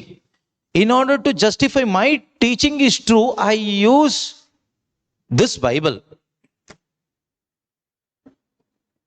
ಅದೇನಾಯ್ತು? ಹಾಲೇನೆ, ನೋಡ್ಲಿಕ್ಕೆ ಹಾಲೇನೆ, but it is not the pure spiritual drink. It looks, it sounds, it taste like milk only, but not the pure milk. ಹಾಲೆ, ಶುದ್ಧ ಹಾಲಲ್ಲ. ಅಥವಾ ಇವತ್ತು ಅನೇಕ ಸಭೆಗಳಿದೆ, ಇದೆಯಾ? ಓಕೆ, ಇದ್ಕೊಳ್ಳಿ. ಒಂದೊಂದು ಸಭೆಯವರು, ಪ್ರತಿಯೊಂದು ಸಭೆಯವರು ಉಪಯೋಗಿಸೋದು ಇದೇ ಬೈಬಲ್ಲೇನಾ? ಪವಿತ್ರ ಬೈಬಲ್ಲೇ. ಯೇಸುವಿನ ಹೆಸರೇನಾ? They use the name of Jesus, they use the word of Jesus. ಯೇಸುವಿನ ಮಾತುಗಳನ್ನ ಉಪಯೋಗಿಸ್ತಾರೆ, ಯೇಸುವಿನ ವಾಕ್ಯವನ್ನು ಉಪಯೋಗಿಸ್ತಾರೆ. Different churches has their own theology, their own tradition. ಪ್ರತಿಯೊಂದು ಸಭೆಗಳಿಗೂ ಅವ್ರದೇ ಆದ ಒಂದು ಥಿಯಾಲಜಿ ಇದೆ, ಅವ್ರದೇ ಆದ ಒಂದು ಸಂಪ್ರದಾಯಗಳಿದೆ, ಆಚಾರ ವಿಚಾರಗಳಿದೆ. ಅದೇ ರೀತಿಯಲ್ಲಿ ರಿಚುವಲ್ಸ್ ಇದೆ, ಪ್ರಾರ್ಥನಾ ವಿಧಿಗಳು ಇದೆ, ಎಲ್ಲ ಇದೆ. ಈಗ ಪ್ರತಿಯೊಬ್ಬರು ಇದೇ ಬೈಬಲ್ನ ಉಪಯೋಗಿಸ್ತಾರೆ, ಯೇಸುನಾಮವನ್ನು ಉಪಯೋಗಿಸ್ತಾರೆ to justify our church is the true church. ನಮ್ಮ ಸಭೆನೇ ನಿಜವಾದ ಸಭೆ, ನಮ್ಮ ಸಂಪ್ರದಾಯಗಳು ಸರಿಯಾದ ಸಂಪ್ರದಾಯ. In order to justify your tradition, you are using the word of God.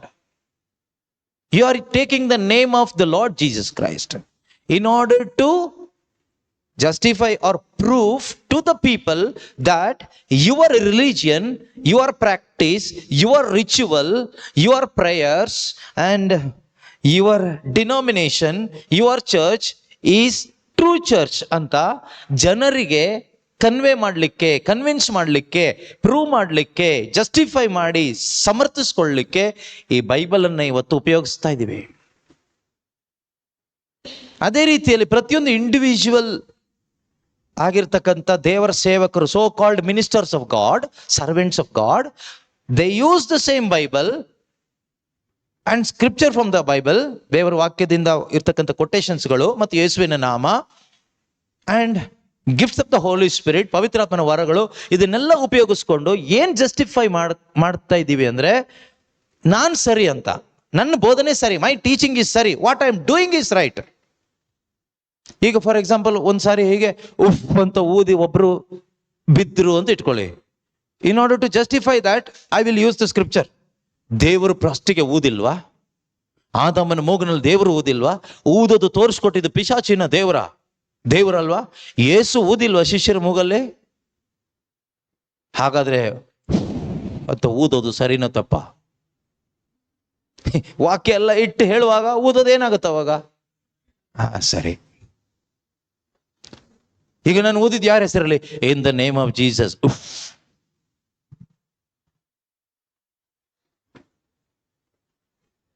ನೀವು ಈ ಊದೋದು ತಪ್ಪು ಸರಿ ಅಲ್ಲ ನಾನು ಹೇಳ್ತಾ ಇರೋದು. In order to justify whatever you are doing is right, you are using this Bible.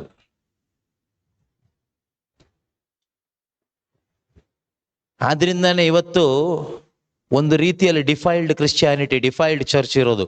ಒಂದು ರೀತಿ ಕೆಟ್ಟು ಹೋಗಿರ್ತಕ್ಕಂಥ ಕ್ರಿಶ್ಚಿಯಾನಿಟಿ, ಕೆಟ್ಟು ಹೋಗಿರ್ತಕ್ಕಂಥ ಸಭೆಗಳು ಇರೋದಕ್ಕೆ ಕಾರಣ ಈ ದುರುಪದೇಶ.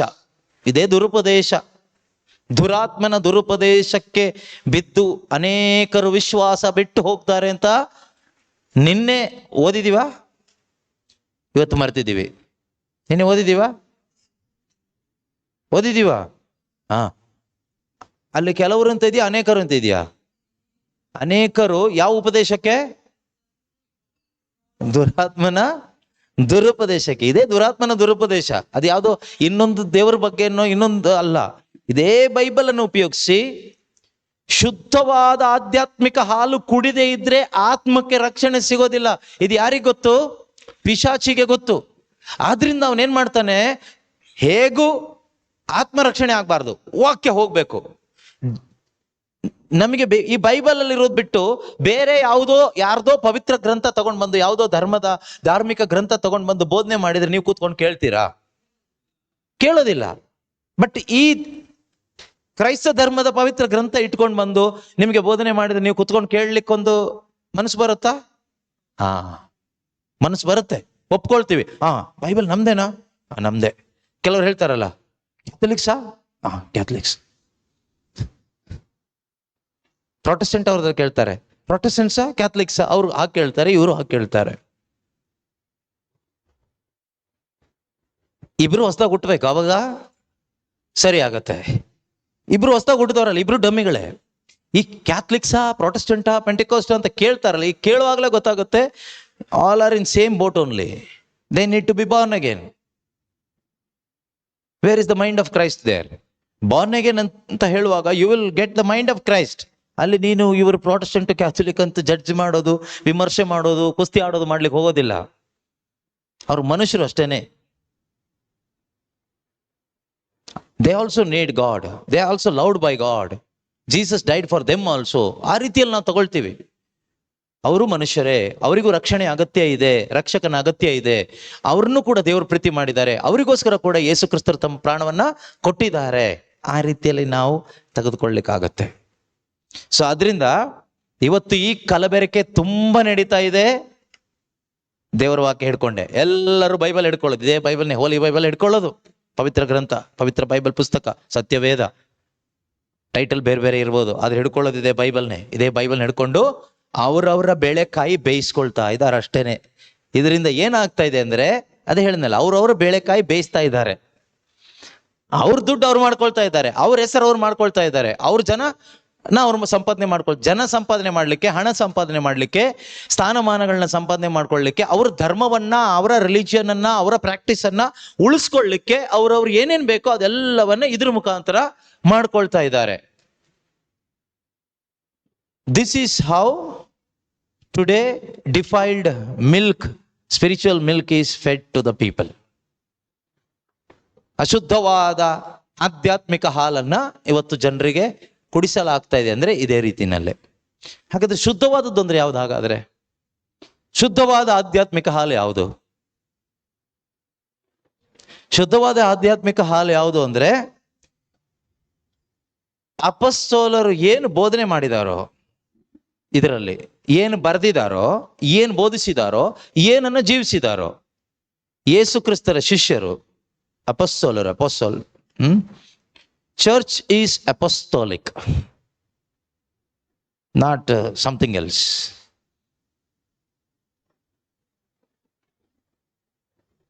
Church is apostolic. ಸಭೆ ಅನ್ನೋದು ಅಪಸ್ತೋಲಿಕ ಸಭೆ.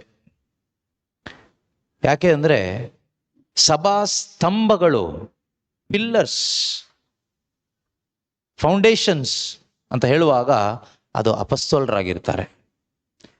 ಅದರಿಂದ ಈ ಅಪಸ್ತೋಲರು ಅಂತ ಹೇಳುವಾಗ ಅಪಸ್ತೋಲರ ಜೀವನ ಮತ್ತು ಅವರ ಬೋಧನೆ ಮತ್ತು ಅವರ ಬರವಣಿಗೆ, the life of the apostles,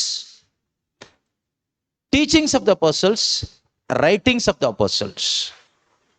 ಅಪಸ್ತೋಲರ ಜೀವನ, ಅಪಸ್ತೋಲರ ಬೋಧನೆ, ಅಪಸ್ತೋಲರ ಬರವಣಿಗೆ, ಪತ್ರಿಕೆಗಳು, ಇಷ್ಟು ನಿಮ್ ಕೈಯಲ್ಲಿದೆ ಪ್ರೀತಿಯ ಸಹೋದರ ಸಹೋದರಿಯರೇ. ಎಲ್ಲಿ ಸಿಗುತ್ತೆ? ನ್ಯೂ ಟೆಸ್ಟಮೆಂಟ್ ಫುಲ್ ನಿಮ್ಗೆ ಓದಿದ್ರೆ ಸಿಗುತ್ತೆ. ಈ 4 ಶುಭ ಸಂದೇಶದಲ್ಲೂ ನಿಮ್ಗೆ ನೋಡ್ಲಿಕ್ಕಾಗುತ್ತೆ. ಅದಾದ ನಂತರ ಪ್ರೇಷಿತರ ಕಾರ್ಯಕಲಾಪಗಳಲ್ಲಿ ಸಿಗುತ್ತೆ, ಆಕ್ಟ್ಸ್ ಆಫ್ ದಿ ಅಪಾಸಲ್ಸ್. ಅದಾದ ನಂತರ ಪೂರ್ತಿ ಪತ್ರಿಕೆಗಳಲ್ಲೂ ನಿಮಗೆ ಸಿಗುತ್ತೆ, ಎಲ್ಲ ಪತ್ರಿಕೆಗಳಲ್ಲೂ.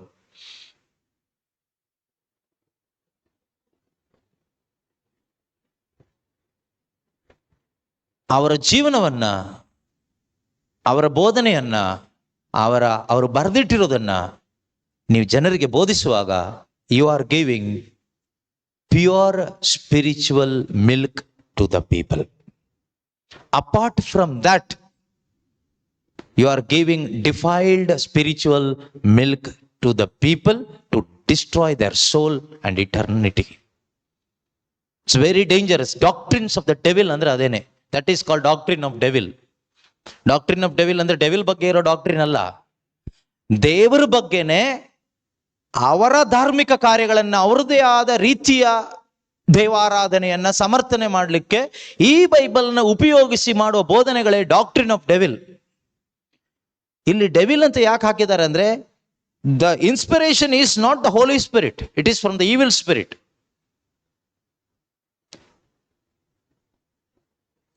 ಸೈತಾನ ಕೂಡ ಯೇಸು ಸ್ವಾಮಿಗೆ ಟೆಂಪ್ಟ್ ಮಾಡುವಾಗ he used the scripture from the Old Testament.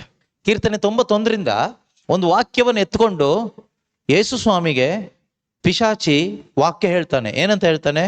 ನಿನ್ನ ಕಾಲು ಕಲ್ಲಿಗೆ ತಾಗದಂತೆ ನಿನ್ನನ್ನ ದೇವರು ತಮ್ಮ ಕೈಗಳಲ್ಲಿ ಎತ್ತಿಕೊಳ್ಳುವರು ಅಂತ ಒಂದು ವರ್ಡ್ ಆಫ್ ಗಾಡ್ ನ ಯಾರು ಹೇಳ್ತಾನೆ? ಈಗ ಅದು ವರ್ಡ್ ಆಫ್ ಗಾಡ್ ಅಲ್ವಾ? It is not word of god. It sounds like word of god, but it is not word of God. ಅದಕ್ಕೆ ನಾನು ಹೇಳಿದ್ದು, ದೇವರಿಂದ ಬಂದ ವಾರ್ತೆ ಅಲ್ಲ ಅದು, ಪಿಶಾಚಿಯಿಂದ ಬಂದ ವಾರ್ತೆ. ಇಲ್ಲಿ ಬರ್ದಿದೆ ಕರೆಕ್ಟ್, ಬಂದಿದ್ದು ಈಗ ಯಾವ ಸೋರ್ಸಿಂದ ಈಗ ಬರ್ತಾ ಇದೆ ಅದು. ಆದ್ರಿಂದ ಈಗ ಬೋಧನೆ ಮಾಡುವಾಗ ಯಾವ ಸೋರ್ಸಿಂದ ಬರ್ತಾ ಇದೆ, whether it is from human source or evil source or divine source. If it comes from the divine source, then only it is the word of God preaching ಆಗುತ್ತೆ. If it is from human source, it will become you are preaching, you are preaching your God, you are preaching your Bible, you are preaching your gospel. ಅದೇ ರೀತಿ evil spirit ಇಂದ ಬೋಧನೆ ಮಾಡೋದು, ಅದು ಕೂಡ devils preaching. 3 ಜನ ಉಪಯೋಗಿಸೋದು ಇದೆ ಬೈಬಲ್ಲೇ. ಈ 3 ಸೋರ್ಸ್ಗೂ ಯೂಸ್ ಆಗೋದು ಒಂದೇ ಬೈಬಲ್. ಅದರಿಂದ ಇದು ನಿಮಗೆ ಗೊತ್ತಿರಬೇಕು. ಇದು ಯೂಟ್ಯೂಬಲ್ಲಿ ಯಾರೆಲ್ಲ ವಾಚ್ ಮಾಡ್ತಾ ಇದ್ದೀರೋ, ಫೇಸ್ಬುಕ್ಕಲ್ಲಿ ಯಾರೆಲ್ಲ ವಾಚ್ ಮಾಡ್ತಾ ಇದ್ದೀರೋ, ಇದು ಒಂದು ರೀತಿ ಜನರಲ್ ಕನ್ವೆನ್ಷನ್ ಥರ ಅಂತ ನೀವು ದಯವಿಟ್ಟು ತೆಗೆದುಕೋಬೇಡಿ. ಇದು ಇಲ್ಲಿ ಇರುವಂತಹ ನಮ್ಮ ಜೀಸಸ್ ದಿ ಲಿವಿಂಗ್ ವರ್ಡ್ ಮಿನಿಸ್ಟ್ರಿಯ ಒಂದು ಸಹೋದರ ಸಹೋದರಿಯರಿಗೆ, ಅಂಬಾಸಡರ್ಸ್ಗೆ, ಡಿಸೈಪಲ್ಸ್ಗೆ ಇರ್ತಕ್ಕಂಥ ವಿಷಯಗಳು ಆಗಿರೋದ್ರಿಂದ, ನೀವು ಆ ರೀತಿ ಒಂದು ಡಿಸೈಪಲ್ ಆಗಿದ್ರೆ, ಯೇಸುವಿನ ಅನುಯಾಯಿ ಆಗಿ ಆ ಒಂದು ಮಟ್ಟದಲ್ಲಿದ್ದರೆ, ನಿಮಗೆ ಹೇಳುವಂಥ ವಿಷಯಗಳು ನಿಮಗೆ ಅಪ್ಲಿಕೇಬಲ್ ಆಗುತ್ತೆ, ಅರ್ಥ ಆಗುತ್ತೆ. ನೀವು ಕೆಲವು ಟೈಮ್ ಯೋಚನೆ ಮಾಡ್ಬೋದು, ಸಾಧಾರಣ ಜನಕ್ಕೆಲ್ಲ ಇದೇನು ಅರ್ಥ ಆಗುತ್ತೆ ಅಂತ. ಸಾಧಾರಣ ಜನಕ್ಕಂತ ಇದೆಲ್ಲ ಹೇಳ್ತಾ ಇರೋದು.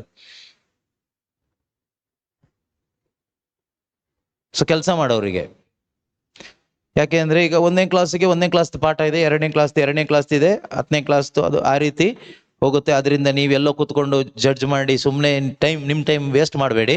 ನಿಮ್ಗೇನು ಲಾಭ ಇಲ್ಲ. ಬೇಕಾದರೆ ಬಂದು ಇಲ್ಲಿ ಕಾಂಟ್ಯಾಕ್ಟ್ ಮಾಡಿ ಕೂತ್ಕೊಳ್ಳಿ, ಆಗ ನಿಮಗೆ ಹೆಚ್ಚು ಕಲಿಬೋದು, ಬೆಳಿಬೋದು ಆಧ್ಯಾತ್ಮಿಕವಾಗಿ.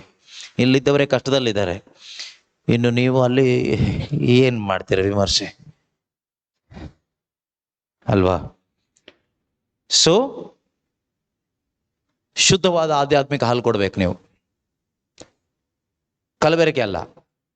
ನೀವೇನೋ ಒಂದು ಮಾಡಿ ಅದನ್ನು ಜಸ್ಟಿಫೈ ಮಾಡಿ, ನೀವು ಮಾಡಿದ ಸರಿ ಅಂತ ಸಮರ್ಥಿಸ್ಕೊಳ್ಳಿಕ್ಕೆ ಒಂದು ವಾಕ್ಯ ಕೊಟೇಶನ್ ಕೊಡಬಾರ್ದು. ವಾಕ್ಯವನ್ನು ಆ ರೀತಿ ಎಲ್ಲ ಉಪಯೋಗಿಸೋದು. ಯೇಸು ಕ್ರಿಸ್ತನು ಮಾಡಿದ ಕಾರ್ಯ ಜನಕ್ಕೆ ಅರ್ಥ ಆಗ್ಲಿಕ್ಕೆ ಏನ್ ಬೇಕೋ ಅದು ಹೇಳಬೇಕು. ಓಕೆ, ಅದಕ್ಕೆ ಸಂಬಂಧಪಟ್ಟ ವಾಕ್ಯ ರೆಫರೆನ್ಸ್ ಏನ್ ತಗೋಬಹುದು ಹೇಳಿ ನೋಡೋಣ. ಈಗ ಇನ್ನೊಂದ್ಸರಿ ಹೇಳ್ತೀನಿ. ಯೇಸು ಕ್ರಿಸ್ತರು ಮಾಡಿದ ಕಾರ್ಯ ಜನಕ್ಕೆ ತಲುಪಿಸ್ಲಿಕ್ಕೆ ನಾವು ದೇವರ ವಾಕ್ಯದ ಉಪದೇಶ ಮಾಡಬೇಕು. ಅದಕ್ಕೆ ಯಾವ ವಾಕ್ಯ ರೆಫರೆನ್ಸ್ ತಗೋಬಹುದು?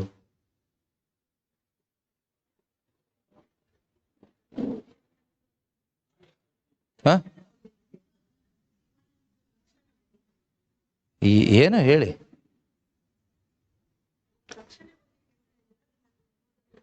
ನಾನು ರಕ್ಷಣೆ ಬಗ್ಗೆನೂ ಕೇಳ್ತಾ ಇಲ್ಲ, ದುರ್ಬೋಧನೆ ಬಗ್ಗೆನೂ ಕೇಳ್ತಾ ಇಲ್ಲ. ಯೇಸು ಕ್ರಿಸ್ತರು ಮಾಡಿದ ಕಾರ್ಯವನ್ನು ಜನರಿಗೆ ತಲುಪಿಸ್ಲಿಕ್ಕೆ ನಾವು ದೇವರ ವಾಕ್ಯ ಉಪದೇಶ ಮಾಡಲೇಬೇಕು. ಅದಕ್ಕೆ ಸಂಬಂಧಪಟ್ಟ ಹಾಗೆ ಒಂದು ಸ್ಕ್ರಿಪ್ಚರ್ ರೆಫರೆನ್ಸ್ ಯಾವ್ದು ಹೇಳ್ತೀರಿ ಅಂತ ನಾನು ಕೇಳಿದ್ದೆ.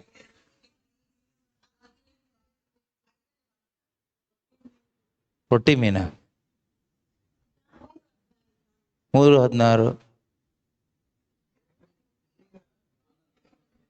ಹೋಗ್ಲಿ ಬಿಡಿ, ನಿಮ್ಮನ್ನು ಕೇಳಬಾರ್ದು, ನಾನೇ ಹೇಳೋದೊಳಗೆ ಎಲ್ಲ ಒಳ್ಳೆ ವಾಕ್ಯಗಳು ನೀವು ಹೇಳಿದ್ದು. God bless you. ಜಾನ್ 20:30-31. ಇದನ್ನು ಎಷ್ಟೋ ಸರಿ ಹೇಳಿ ಹೇಳಿ ಹೇಳಿ ನಾನು ಸುಸ್ತಾಗಿ ಹೋದೆ. ಮತ್ತೆ ನನ್ನ ಸುಸ್ತು ಮಾಡ್ತಾ ಇದ್ದೀರ ನೀವು. ಇದು ನೀವು ಕೂಡ ಪನಿಷ್ಮೆಂಟ್ ಅನ್ಸುತ್ತೆ ನನಗಲ್ವಾ?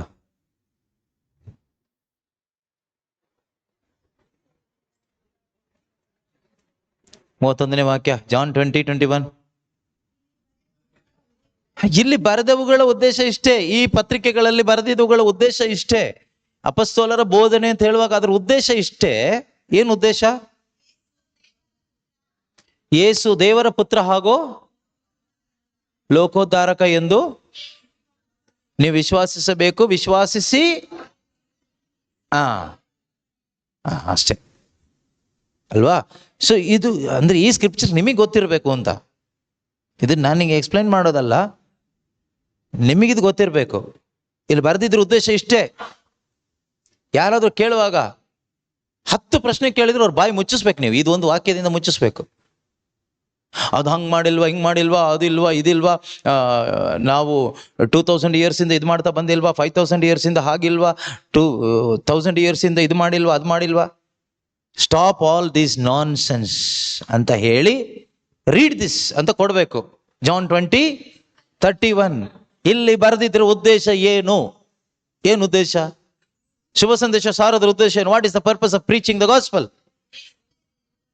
ಯೇಸುವೆ ದೇವರ ಪುತ್ರ ಎಂದು ವಿಶ್ವಾಸಿಸಬೇಕು. ವಿಶ್ವಾಸಿಸಿ ಅವರ ಹೆಸರಿನಲ್ಲಿ ಏನನ್ನು ಪಡೆಯಬೇಕು? ಸಜ್ಜೀವ ಪಡೆಯಬೇಕು, ನಿತ್ಯ ಜೀವ ಪಡೆಯಬೇಕು, ರಕ್ಷಣೆ ಪಡೆಯಬೇಕು. ಇದೇ ಉದ್ದೇಶ, ಬೇರೆ ಯಾವುದು ಪರ್ಪಸ್ ಇಲ್ಲ. No other purpose. This is the only purpose. ಇದು ಯಾರಿಗೆ ಗೊತ್ತಿರ್ಬೇಕು? ಫಸ್ಟ್ ಈ ಟ್ರೈನಿಂಗ್ ಮಾಡೋರಿಗೆ ಗೊತ್ತಿರಬೇಕು. ಅವಾಗ ನಿಮ್ಗೊಂದು ಸಮಾಧಾನ ಇರುತ್ತೆ, ಕನ್ಫ್ಯೂಷನ್ ಇರೋದಿಲ್ಲ. ಯಾಕೆಂದ್ರೆ ಇವತ್ತು ತುಂಬಾ ಗೊಂದಲಮಯ ವಾತಾವರಣ ಇದೆ. ನಮ್ಮ ಕ್ರೈಸ್ತ ಸಭೆಗಳಲ್ಲಿ ತುಂಬ ಗೊಂದಲಮಯ ವಾತಾವರಣ. ಯಾಕೆ ಬೇಕು ಈ ಬೋಧನೆ? ಯಾಕೆ ಬೇಕು ಧ್ಯಾನ ಕೂಟ? ಯಾಕೆ ಬೇಕು ದೇವರ ವಾಕ್ಯ ಕಲಿಕೆ? ಯಾಕೆ ಬೇಕು ಈ ಉಪದೇಶಗಳು? ಕ್ವಶನ್ಸ್. ಕೆಲವರು ಕೇಳ್ತಾರೆ, ಮನೇಲಿ ಕೂತ್ಕೊಂಡ್ರೆ ಪ್ರಾರ್ಥನೆ ಮಾಡಿದ್ರೆ ಆಗೋದಿಲ್ವಾ? ವರ್ಷಕ್ಕೊಂದು ಧ್ಯಾನ ಸಾಕಾಗೋದಿಲ್ವಾ? ಯಾಕೆ ಮತ್ತೆ ಮತ್ತೆ ಧ್ಯಾನಕ್ಕೆ ಹೋಗ್ಬೇಕು? ಯಾಕೆ ಮತ್ತೆ ಮತ್ತೆ ಬೋಧನೆ ಕೇಳಬೇಕು? ಇದು ಉದ್ದೇಶ. ಇದೇ ಉದ್ದೇಶ. ಇದು ಬಿಟ್ರೆ ಏನಾದ್ರೂ ಬೇರೆ ಸೆಕೆಂಡ್ ಉದ್ದೇಶ ಇದೆಯೇ ಕೇಳಿದ್ರೆ ಇಲ್ವೇ ಇಲ್ಲ. ವಿಶ್ವಾಸಿಸಬೇಕು, ವಿಶ್ವಾಸಿಸಿ ಪಡೆಯಬೇಕು. ಪಡೆಯಬೇಕು ಅಂದ್ರೆ ಇದು ಪಡೆದ ಆಗಿಲ್ವಾ ಅಂತ ವಾಕ್ಯ ಇದೆಯಲ್ಲ, ಅದು ಅಂತ ಹೇಳ್ತಾರೆ. ಅದಕ್ಕೇನು ಹೇಳ್ತೀರಿ? ಪಡೆದಾಗಿದ್ದೆಲ್ಲಿ? ಆತ್ಮದಲ್ಲಿ ಪಡೆದಿದ್ದೀವಪ್ಪ, ಜಸ್ಟಿಫಿಕೇಶನ್ ಅಂತ ಹೇಳ್ತೀವಿ. ಅದಾದ್ಮೇಲೆ ಸ್ಯಾಂಕ್ಟಿಫಿಕೇಶನ್ ಅಂತ ಒಂದಿದೆ. ಅದು ಪಡೆದ ಆಗೋದು ಯೇಸು ಬರುವ ತನಕನೂ ಪಡಿತಾನೆ ಇರ್ತೀವಿ, ಅಥವಾ ಸಾಯೋ ತನಕನೂ ಪಡ್ಕೊಳ್ತಾನೆ ಇರ್ತೀವಿ, ನಮ್ಮ ಸಂಪೂರ್ಣ ವಿಮೋಚನೆ ತನಕ. ಆದ್ರಿಂದ we are being saved every day in our soul and body. ಆದ್ರಿಂದ ಇದು ನಿರಂತರ ಬೇಕು. ಯಾವುದು? ದೇವರ ವಾಕ್ಯ. ಶುದ್ಧವಾದ ಆಧ್ಯಾತ್ಮಿಕ ಹಾಲಿಗೂ ಅಶುದ್ಧವಾದ ಹಾಲಿಗೂ ವ್ಯತ್ಯಾಸ ನಿಮಗೆ ಗೊತ್ತಾಯ್ತಾ? ನಿಮಗೆ ಗೊತ್ತಾಯ್ತಾ? ಬೇರೆಯವರಿಗಲ್ಲ, ಯೂಟ್ಯೂಬಲ್ಲಿ ಕೇಳಿಸ್ಕೊಳ್ಳೋರಿಗಲ್ಲ, ಇಲ್ಲಿ ಇರೋರಿಗೆ ನಿಮಗೆ ಗೊತ್ತಾಯ್ತಾ? Praise the Lord, hallelujah. Time ಆಯ್ತು, ಇರಲಿ, ಇನ್ನೊಂದು 15 ಮಿನಿಟ್ಸ್ ಓಡ್ಬೋದಾ? ಇಲ್ಲಾಂದ್ರೆ ನಮ್ಮ ಪಾಯಿಂಟ್ಸ್ಗಳು ಮುಗಿಯಲ್ಲ. ಪಾಯಿಂಟ್ಸ್ ಮುಗಿಸೋದಲ್ಲ ಉದ್ದೇಶ, ನಮ್ಗೆ ಅರ್ಥ ಆಗೋದು ಉದ್ದೇಶ. ಪಾಯಿಂಟ್ ಹೇಗೂ ಮುಗಿಸ್ಬಿಡ್ಬೋದು, ಅದು ನಮ್ಗೆ ಅರ್ಥ ಆಗಿಲ್ಲ ಅಂದ್ರೆ ಪಾಯಿಂಟ್ ಮುಗಿದೇನು ಪ್ರಯೋಜನ? ಇಲ್ಲಿವರೆಗೆ ಅರ್ಥ ಆಯ್ತಾ? ಓಕೆ. ಹೊಸ ಮನುಷ್ಯ ಸಿಕ್ಕಿದಾಗ ಅವನಿಗೆ ಹಂತ ಹಂತವಾಗಿ ತಗೊಂಡು ಬಂದು, ಈಗ ನೀವು ಎಲ್ಲಿ ನಿಲ್ಸಿದಿರಿ ಅವನ್ನ? ಶುದ್ಧವಾದ ಆಧ್ಯಾತ್ಮಿಕ ಹಾಲು ಯಾವುದು ಅಂತ ಅವನಿಗೆ ಕೊಡಬೇಕೀಗ ನೀವು. ಅದರಿಂದ ಮೊದಲು ಈ ಶುದ್ಧವಾದ ಹಾಲು ಯಾವುದು ಅಂತ ನಾವು ಕುಡಿಯೋರಾಗಿರ್ಬೇಕು. ನಾವು ಕುಡಿದಿದ್ದೇನೆ ಇನ್ನೊಬ್ರಿಗೆ ಕುಡಿಸೋದಲ್ವಾ? ನೀವೊಬ್ಬರನ್ನ ಪ್ರೇಯರ್ಗಂತ ಇವತ್ತು ಎಷ್ಟೋ ಜನ ಪ್ರೇಯರ್ಗೆ ಬನ್ನಿ, ಧ್ಯಾನಕ್ಕೆ ಬನ್ನಿ ಅಂತ ಅಲ್ಲಿ ಇಲ್ಲಿ ಕರ್ಕೊಂಡು ಹೋಗ್ತಾನೆ ಇರ್ತಾರೆ. ಅವ್ರಿಗೇನು ಕುಡ್ದಿದಾರೋ ಅದಕ್ಕೆ ತಕ್ಕ ಹಾಗೆ ತಾನೇ ಅವ್ರು ಇನ್ನೊಬ್ರಿಗೂ ಕುಡಿಸ್ಲಿಕ್ಕಾಗತ್ತೆ. ಆದ್ರಿಂದ ನೀವು ಶುದ್ಧವಾದದನ್ನೇ ಕುಡಿಯಿರಿ. ಯಾವುದೇ ಮನುಷ್ಯ ಕಲ್ಪಿತ ಕಟ್ಟು ಕಥೆಗಳನ್ನ ಕೇಳಬೇಡಿ.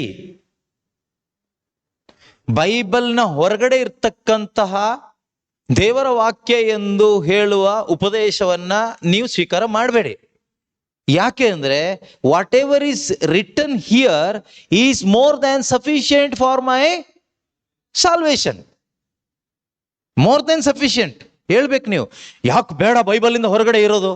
ಯಾಕೆ ಅಂದ್ರೆ ಇದ್ರ ಒಳಗಡೆ ಇರೋದೇ ನನಗೆ ಡೈಜೆಸ್ಟ್ ಮಾಡ್ಲಿಕ್ಕೆ ಆಗ್ತಾ ಇಲ್ಲ. ಇದ್ರ ಒಳಗಡೆ ಏನಿದೆಯೋ ಅದೇ ನನಗಿನ್ನೂ ಡೈಜೆಸ್ಟ್ ಆಗಿಲ್ಲ. ಮಾತ್ರ ಅಲ್ಲ, ಇದ್ರ ಒಳಗಡೆ ಇರೋದು more than sufficient for me. ಆದ್ರಿಂದ ನನಗೆ ಇದ್ರ ಹೊರಗಡೆ ಇರೋದ್ರ ಯಾವುದ್ರದ್ದು ಅಗತ್ಯ ಇಲ್ಲ. It's very clear. ಇದ್ರ ಹೊರಗಡೆ ಇರೋ ಅಗತ್ಯ ನನಗಿಲ್ಲ. ಆ ರೀತಿ ಒಂದು ಬೋಲ್ಡ್ ಆಗಿ ಹೇಳಲಿಕ್ಕೆ ನಮ್ಗೆ ಆಗ್ಬೇಕು. ಅಥವಾ ಈ ರೀತಿ ಹೇಳ್ಬೋದು, Jesus Christ is more than sufficient for me, ಆದ್ರಿಂದ ನನಗೆ ಬೇರೆ ಯಾವುದೂ ಅಗತ್ಯ ಇಲ್ಲ. Concerning what? ಸಾಲ್ವೇಷನ್, ರಕ್ಷಣೆಗೆ ಸಂಬಂಧಪಟ್ಟಾಗ ನಾನು ಹೇಳ್ತಾ ಇರೋದು, ಬೇರೆ ಯಾವುದಕ್ಕೂ ಅಲ್ಲ. ನನ್ನ ನಮಗೆ ಬೇಕಾಗಿರೋದು ಮುಖ್ಯವಾಗಿ ultimately we want to be saved completely, ಸಂಪೂರ್ಣ ವಿಮೋಚನೆ ನಮಗೆ ಬೇಕಾಗಿರೋದು. ಸೊ ಈಗ ಅದಕ್ಕೆ ಸಂಬಂಧಪಟ್ಟ ಹಾಗೆ ನಮಗೆ, is Jesus sufficient for your complete salvation? Absolutely yes ಅಂತೆ, ಅಬ್ಸಲ್ಯೂಟ್ಲಿ ಟ್ರೂ. ಅದು ನಿಮಗೆ ಕನ್ವಿನ್ಸ್ ಆಗಬೇಕು. ನಿಮಗೆ ಆ ಕನ್ವಿಕ್ಷನ್ ಇದ್ರೇನೆ ನಿಮಗೆ ಇನ್ನೊಬ್ರಿಗೆ ಹೇಳಲಿಕ್ಕಾಗುತ್ತೆ. ಮೇ ಬಿ ಕ್ವಶನ್ ಈ ರೀತಿ ಕೇಳ್ಬೋದು ಕೆಲವರು, ಹಾಗಾದ್ರೆ ಮದರ್ ಮೇರಿಗೆ ಏನು ಬೆಲೆ ಇಲ್ವಾ? ಸೈಂಟ್ಸ್ ಇದ್ದಾರೆ, ಅವ್ರಿಗೇನು ಬೆಲೆ ಇಲ್ವಾ ಅಂತ ಕೇಳ್ತಾರೆ. ಅದಕ್ಕೇನು ಹೇಳ್ತೀರಿ?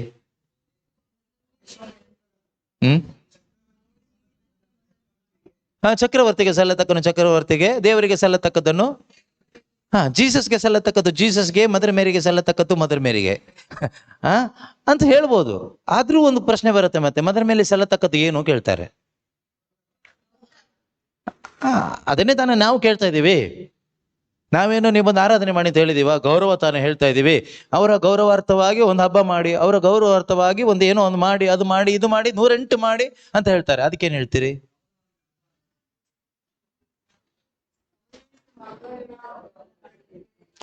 ಅವ್ರು ಹೇಳಿದ್ದು ಕರೆಕ್ಟು.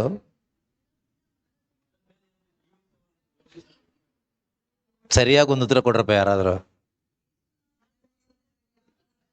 ಕಚ ಕಚ ಕಚ ಕಚ ಅಂತೆಲ್ಲ ಯಾರಾದ್ರೂ ಒಬ್ರು ಕರೆಕ್ಟಾಗಿ ನೀಟಾಗಿ ಹೇಳಿ ನೋಡೋಣ. ಈಗ ಈ ಪ್ರಶ್ನೆ ಯಾರೋ ಒಬ್ರು ನಿಮಗೆ ಕೇಳಿದ್ರು, ನಾನೇ ಕೇಳ್ತಾ ಇದ್ದೀನಲ್ಲ, ಯಾರೋ ಒಬ್ರು ಯಾಕೆ? ಈಗ ಉತ್ತರ ಹೇಳಿ. ಈಗ ನಾನಂತೂ ಉತ್ತರ ಹೇಳಲ್ಲ. ಈಗ ಯೂಟ್ಯೂಬಲ್ಲಿ ಇದ್ದವ್ರು ಕಾಯ್ತಾ ಇರ್ಬೋದು ಕೆಲವರು, ಉತ್ತರ ಏನು ಹೇಳ್ತಾರೆ ನೋಡೋಣ ಅಂತ. ನೀವು ಕಾಯ್ತಾ ಇರಿ, ನಾನೇನು ಹೇಳಲ್ಲ ಈಗ.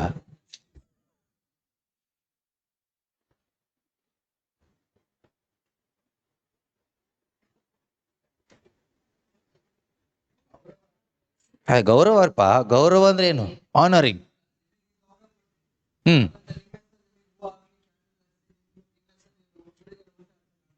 ಮತ್ ಗೌರವ ಕೊಡೋದಂದ್ರೆ ಯಾವ ತರ? ಯಾವ ತರ? ಅವ್ರು ಹೇಳದಂತೆ ಮಾಡೋದು ಗೌರವ ಕೊಡೋದು. ಅವ್ರು ಜೀವಿಸಿದಂತೆ ಜೀವಿಸಿ ಅವರಿಗೆ ಗೌರವ ಕೊಡೋದು.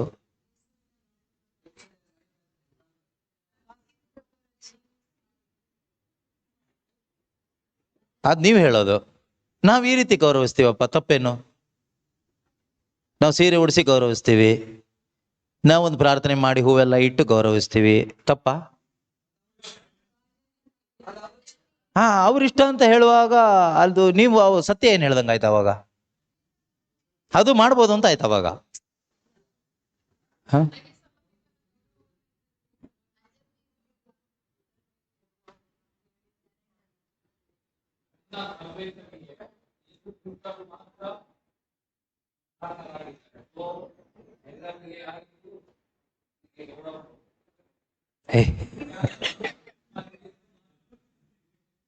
ಖಾಲಿ ಯೇಸು ಮಾತ್ರ. ನಿಮಗೆ ಮಂಗಳೂರಲ್ಲಿ ಬೇಗ ಕ್ಯಾಚ್ ಮಾಡ್ತಾರೆ.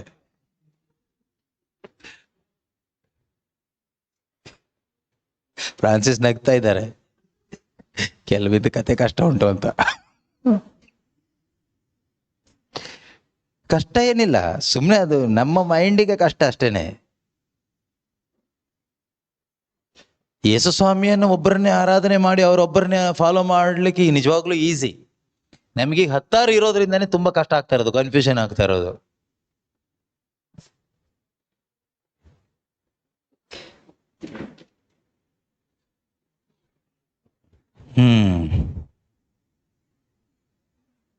ಇದೇ ಪ್ರಶ್ನೆ ಕೇಳ್ತಾರೆ ನೀವೀಗ. ಹೊಸದಾಗಿ ಹುಟ್ಟೋ ತನಕ ಹೆಂಗ ಹೇಳ್ಬಿಟ್ರಿ, ಬಾರ್ನ್ ಅಗೇನ್ ಆಯ್ತು, ಅದಾದ್ಮೇಲೆ ಶುದ್ಧವಾದ ಆಧ್ಯಾತ್ಮಿಕ ಹಾಲು ಕೊಡ್ಬೇಕಲ್ಲ. ಈ ಶುದ್ಧ ಕೊಡಬೇಕಾದ್ರೆ ನೀವು ಶುದ್ಧವಾಗಿದ್ದು ಫಸ್ಟ್ ಕುಡಿದು ಅದರ ಶುದ್ಧತೆ ನಿಮ್ಗೆ ಅನುಭವ ಆಗ್ಬೇಕು.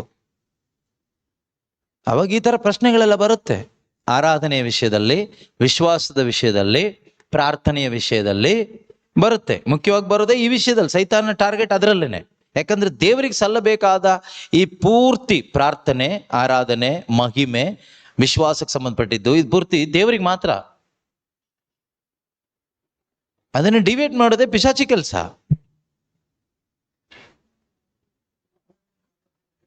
ಸೊ ಆ ವಿಷಯದಲ್ಲಿ ನಮಗೆ ಸರಿಯಾದ ಒಂದು ಕನ್ವಿಕ್ಷನ್ ಬೇಕು. ಈಗ ಮಾತಾ ಮರಿಯಮ್ಮನವ್ರ ಬಗ್ಗೆ ಇರ್ಬೋದು, ಸೇಂಟ್ಸ್ ಬಗ್ಗೆ ಇರ್ಬೋದು, ಚೀಪಾಗಿ ಮಾತಾಡೋದು ಅದೊಂಥರ ಚೀಪ್ ಕ್ರಿಶ್ಚಿಯಾನಿಟಿ ಆಗ್ಬಿಡುತ್ತೆ. ಅದು ವರ್ಸ್ಟ್. ಅದು ಅಲ್ಲ.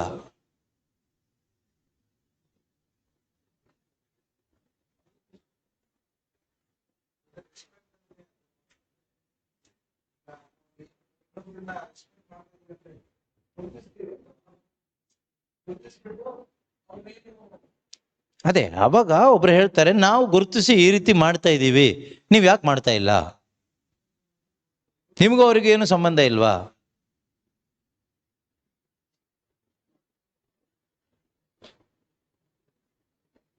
ಯೇಸು ಕ್ರಿಸ್ತರಿಗೆ ಮದರ್ ಮೇರಿ ತಾಯಿ, ನೀವು ಯೇಸು ಕ್ರಿಸ್ತನ ಸಹೋದರ ಸಹೋದರಿ ಅಂತ ಹೇಳಿದ್ಮೇಲೆ ಮದರ್ ಮೇರಿ ನಿಮಗೇನಾಗಬೇಕು? ಏನಾಗಬೇಕು? ಕರೆಕ್ಟಾಗಿ ಹೇಳ್ಬೇಕು. ಸುಮ್ಮನೆ ಏನೋ ಒಂದು ಹೇಳಿ ಆಮೇಲೆ ನಾನು ಮತ್ತೆ ಅದಕ್ಕೆ ಇನ್ನೊಂದು ಹೇಳಿದಾಗ ನೀವು ಚೇಂಜ್ ಆಗಬಾರ್ದು. ಯೋಚನೆ ಮಾಡಿ ಹೇಳಿ. ಈಗ ನೀವು ಸದ್ಯಕ್ಕೆ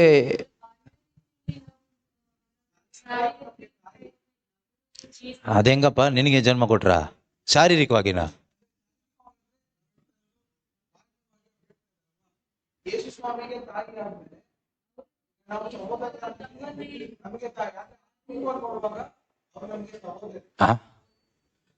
ತಾಯಿ ಮತ್ತು ಸಹೋದರಿ.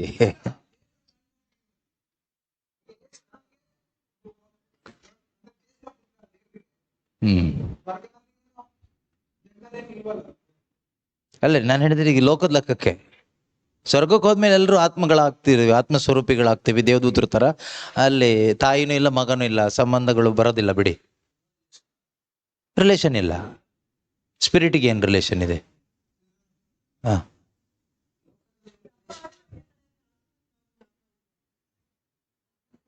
ಇದೆಯಾ? ಇಲ್ವಾ? ಮತ್ತೆ ಯಾಕೆ ಮಾಡ್ತಾರೆ ಹಬ್ಬಕ್ಕೆ? ಹಬ್ಬದಲ್ಲಿ ಲಾಭ ಇಲ್ಲ ಅಂದ್ಮೇಲೆ ದೇವರೇ ಹಬ್ಬ ಮಾಡಿ ಅಂತ ಹೇಳಿದಾರಲ್ಲ ಹಳೆ ಒಡಂಬಡಿಕೆಯಲ್ಲಿ. 5 ಹಬ್ಬಗಳು ಮಾಡ್ಲಿಕ್ಕೆ ದೇವರೇ ಇನ್ಸ್ಟ್ರಕ್ಟ್ ಮಾಡಿದ್ದಾರೆ. ಹಾಗಾದ್ರೆ ನೀವು ಪಾಸ್ಕ ಹಬ್ಬ ಮಾಡಲ್ವಾ? ಅದು ಹಳೆ ಒಡಂಬಡಿಕೆನ ಹೊಸ ಒಡಂಬಡಿಕೆನ? ಹಳೆ ಒಡಂಬಡಿಕೆ. ಅದು ಯಾಕೆ ಮಾಡ್ತೀರಾ? ಪಂಚಶತಮ ಹಬ್ಬ ಹಳೆ ಒಡಂಬಡಿಕೆ ಹಬ್ಬನ ಹೊಸ ಒಡಂಬಡಿಕೆ ಹಬ್ಬನ? ಹಳೆ ಒಡಂಬಡಿಕೆ ಹಬ್ಬ. ನೀವ್ ಯಾಕೆ ಮಾಡ್ತೀರಾ ಮತ್ತೆ?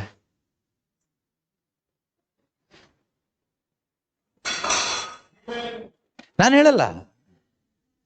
ಹೇಳಲ್ಲ ಅಂತಾನೆ ಹೇಳ್ಬಿಟ್ಟಿದ್ದೀನಿ, ತೀರ್ಮಾನ ಮಾಡ್ಬಿಟ್ಟಿದ್ದೀನಿ. ನೀವು ಆ ಕಡೆಯಿಂದ ಇದೇ ಕ್ವಶನ್ ಆಮೇಲೆ ಕೇಳಿದ್ರು ನಾನು ಹೇಳಲ್ಲ. ಯಾಕೆ ಹೇಳಲ್ಲ ಅಂದ್ರೆ, ನೀವು ಥಿಂಕ್ ಮಾಡಬೇಕು. ನೀವು ಒಬ್ಬೊಬ್ರು ಥಿಂಕ್ ಮಾಡ್ಬೇಕು ಆ ಏರಿಯಾದಲ್ಲಿ. ಮೈಕ್ ಆಫ್ ಮಾಡಿ ಹೇಳೋಂಥದ್ದು ಏನಿಲ್ಲ ಅದರಲ್ಲಿ. ಇಲ್ಲೇನು ಕಳ್ತನದ್ದೇನು ಹೇಳ್ತಾ ಇಲ್ಲ, ಸುಳ್ಳು ಹೇಳ್ತಾ ಇಲ್ಲ. ಸತ್ಯ ಹೇಳೋನಿಗೆ ಮೈಕ್ ಯಾಕೆ ಆಫ್ ಮಾಡ್ಬೇಕು? ಏನೋ ಮೈಕ್ ಆಫ್ ಮಾಡ್ಬೇಕು ಯಾವಾಗ ಅಂದ್ರೆ, ನಮ್ಮ ಮನೆ ವಿಷಯ ಮಾತಾಡುವಾಗ, ಪರ್ಸನಲ್ ವಿಷಯ ಮಾತಾಡುವಾಗ ಮೈಕ್ ಆಫ್ ಮಾಡ್ಬೇಕು. ಆಮೇಲೆ ನಮ್ದು ಟೀಮ್ದು ಡಿಸ್ಕಷನ್ ಮಾಡೋಣ, ಅದು ಇದು, ಅವಾಗ ಬೈಕೊಳ್ಳೋದಿರ್ಬೋತ್ತಲ್ಲ, ಅದಕ್ಕೆ ಮೈಕ್ ಆಫ್ ಮಾಡೋಣ. ಅದು 3ನೇವ್ರಿಗೆ ಕೇಳಿಸೋದು ಬೇಡ, ನಮ್ಮಲ್ಲಿ ನಾವೇ ಬೈಕೊಳ್ಳೋಣ. ಇದು ಸ್ವರ್ಗ ಸಾಮ್ರಾಜ್ಯದ ವಿಷಯಗಳು, ನಿತ್ಯ ಜೀವಕ್ಕೆ ಸಂಬಂಧಪಟ್ಟಿದ್ದು, ವಿಶ್ವಾಸಕ್ಕೆ ಸಂಬಂಧಪಟ್ಟಿದ್ದು. ಇದೀಗ ಯಾಕೆ ಮೈಕ್ ಆಫ್ ಮಾಡ್ಬೇಕು?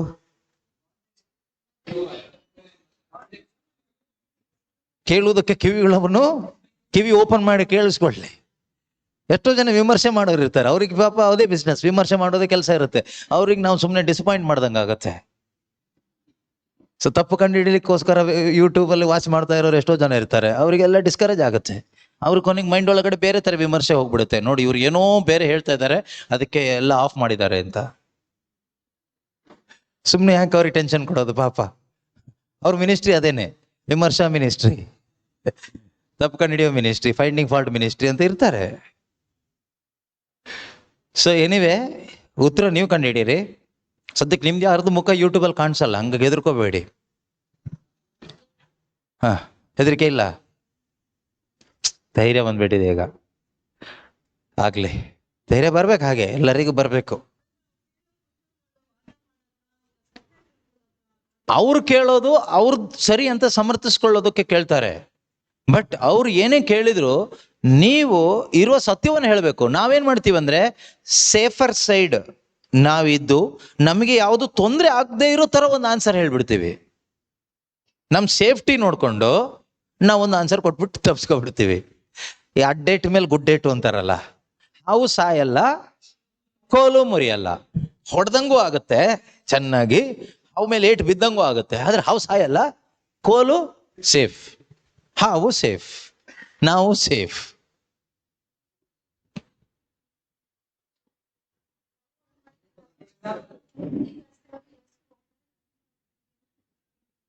ಭಯಂಕರ ಥಿಯಾಲಜಿ ಅಲ್ಲ ಅದೀಗ. ಹಳೆ ಒಡಂಬಡಿಕೆನ ಧರ್ಮಶಾಸ್ತ್ರ ಯೇಸು ಸ್ವಾಮಿ ಒಬ್ಬರೇ ಪೂರ್ತಿಕರಿಸಿದ್ದಾರೆ. ಅದಕ್ಕೆ ಆರಾಧನೆ ಬಗ್ಗೆ ನಾನೇನು ಕೇಳ್ತಾ ಇಲ್ಲ, ನಾನು ಕೇಳಿದ ಕ್ವಶನ್ನೇ ಬೇರೆ. ಓಕೆ, ಎನಿವೆ ಬಿಟ್ಬಿಡಿ, ಈಗ ಆಮೇಲೆ ನೋಡೋಣ, ವಿಷಯಕ್ಕೆ ಬರೋಣ. ಯಾವ ವಿಷಯ? ಶುದ್ಧವಾದ, ಈಗ ಅದು ಇದಕ್ಕೆ ಸಂಬಂಧಪಟ್ಟಿದ್ದೆ. ಗೌರವ, ಆರಾಧನೆ, ವಿಶ್ವಾಸ ಅಂತ ಬರುವಾಗ ನೀವು ಶುದ್ಧವಾದ ಆಧ್ಯಾತ್ಮಿಕ ಹಾಲು ಕೊಡಬೇಕು. ನೀವು ಇಷ್ಟೇ ತಲೆಗೆ ತಗೊಳ್ಳಿ, ಅಪಸ್ತೋಲರ ಅಡಿಪಾಯ, ಕ್ರೈಸ್ತ ವಿಶ್ವಾಸದ ಅಡಿಪಾಯ ಅಪಸ್ತೋಲರ ಬೋಧನೆಗಳು. ಅಲ್ಲಿ ಬಂದ್ಬಿಟ್ರೆ ಪ್ರಾಬ್ಲಮ್ ಇಲ್ಲ. ನಿಮ್ದೇ ಒಂದು ಥಿಯಾಲಜಿ ಹೇಳಬೇಡಿ. ನಿಮ್ಮ ಮೈಂಡಲ್ಲಿ ಏನೋ ನಿಮ್ಮ ಆಲೋಚನೆ ಪ್ರಕಾರ ನಿಮ್ಮ ಅಭಿಪ್ರಾಯಗಳು ಹೇಳಕ್ ಹೋದ್ರೆ ಪ್ರಾಬ್ಲಮ್ ಆಗ್ಬಹುದು. ಸೊ ನಿಮ್ಮ ಅಭಿಪ್ರಾಯ ಬೇಡ, ಟೇಕ್ ದಿಸ್, ಇದನ್ನ ಎತ್ಕೊಳ್ಳಿ. ಇಲ್ಲಿ ಅಪಸ್ತೋಲರು ಯಾವ ರೀತಿಯಲ್ಲಿ ಮಾತೆಯನ್ನ ಗೌರವಿಸಿದ್ರು, ಯಾವ ರೀತಿಯಲ್ಲಿ ದೇವರನ್ನ ಆರಾಧಿಸಿದ್ರು, ಯಾವ ರೀತಿಯಲ್ಲಿ ಅವರು ವಿಶ್ವಾಸದ ಜೀವನ ಜೀವಿಸಿದ್ರು ಮತ್ತೆ ಹೇಳಿಕೊಟ್ರು, ಏನೆಲ್ಲ ಬರೆದು ಕೊಟ್ಟಿದ್ದಾರೆ ಅದನ್ನು ಮಾಡಿ. ಅದಕ್ಕೆ ವಿರುದ್ಧವಾಗಿ ಯಾರಾದರೂ ಮಾತಾಡಿದ್ರೆ ಅವನು ಯಾರು? ಕ್ರಿಸ್ತ ವಿರೋಧಿ, ಆಂಟಿ ಕ್ರೈಸ್ಟ್. ಅವನೀ ನೈಜ ಬೋಧನೆ ಒಪ್ಕೊಳ್ಳೋಕೆ ತಯಾರಿಲ್ಲ.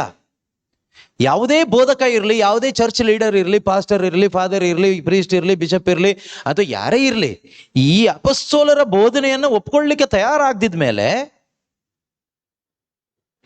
ಆತನೇ ಕ್ರೈಸ್ತ ವಿರೋಧಿ. ಯಾವುದೇ ಇಂಟರ್ನ್ಯಾಷನಲ್ ಪ್ರೀಚರ್ ಇರ್ಬೋದು, ಯಾರೇ ಇರ್ಬೋದು, ಓವರ್ ಇಟ್ ಮೇ ಬಿ. ನನ್ನ ಬೋಧನೆ ಒಪ್ಕೊಳ್ಳಿ ನಾನು ಹೇಳ್ತಾ ಇಲ್ಲ. If you are a preacher or teacher of the Bible or doctor of the Bible, ಯಾರೇ ಆಗಿರಿ, you must accept this Bible first. Bible ಟೀಚಿಂಗ್ನ ಅಕ್ಸೆಪ್ಟ್ ಮಾಡಬೇಕು. ಇದಕ್ಕೆ ಕಲಬೆರಕೆ ಮಾಡಿ ಟ್ವಿಸ್ಟ್ ಮಾಡಿ ನಿನ್ನ ಟೀಚಿಂಗ್ನ ಜಸ್ಟಿಫೈ ಮಾಡ್ಲಿಕ್ಕೆ ಇದನ್ನು ಯೂಸ್ ಮಾಡಬೇಡ. ನಿನ್ನ ಕಾರ್ಯಗಳನ್ನ ಸರಿ ಎಂದು ಪ್ರೂವ್ ಮಾಡಲಿಕ್ಕೆ don't use the Bible to justify what you are doing is right.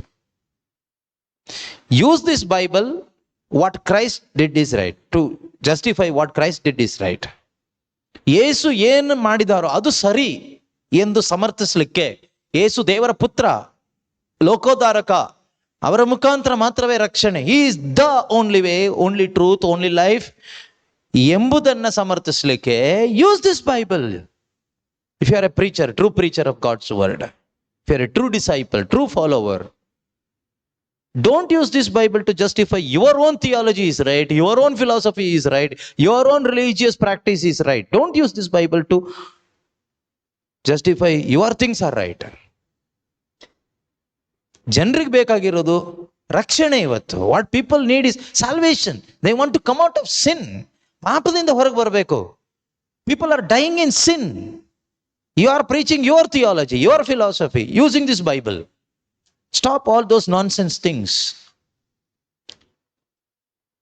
ಯೇಸು ದೇವರ ಪುತ್ರ, ಯೇಸು ಲೋಕೋದ್ಧಾರಕ, ಇದು ಜನಕ್ಕೆ ಅರ್ಥ ಆಗುವಾಗ ಅವರು they will come out of sin because gospel reveals the righteousness of God.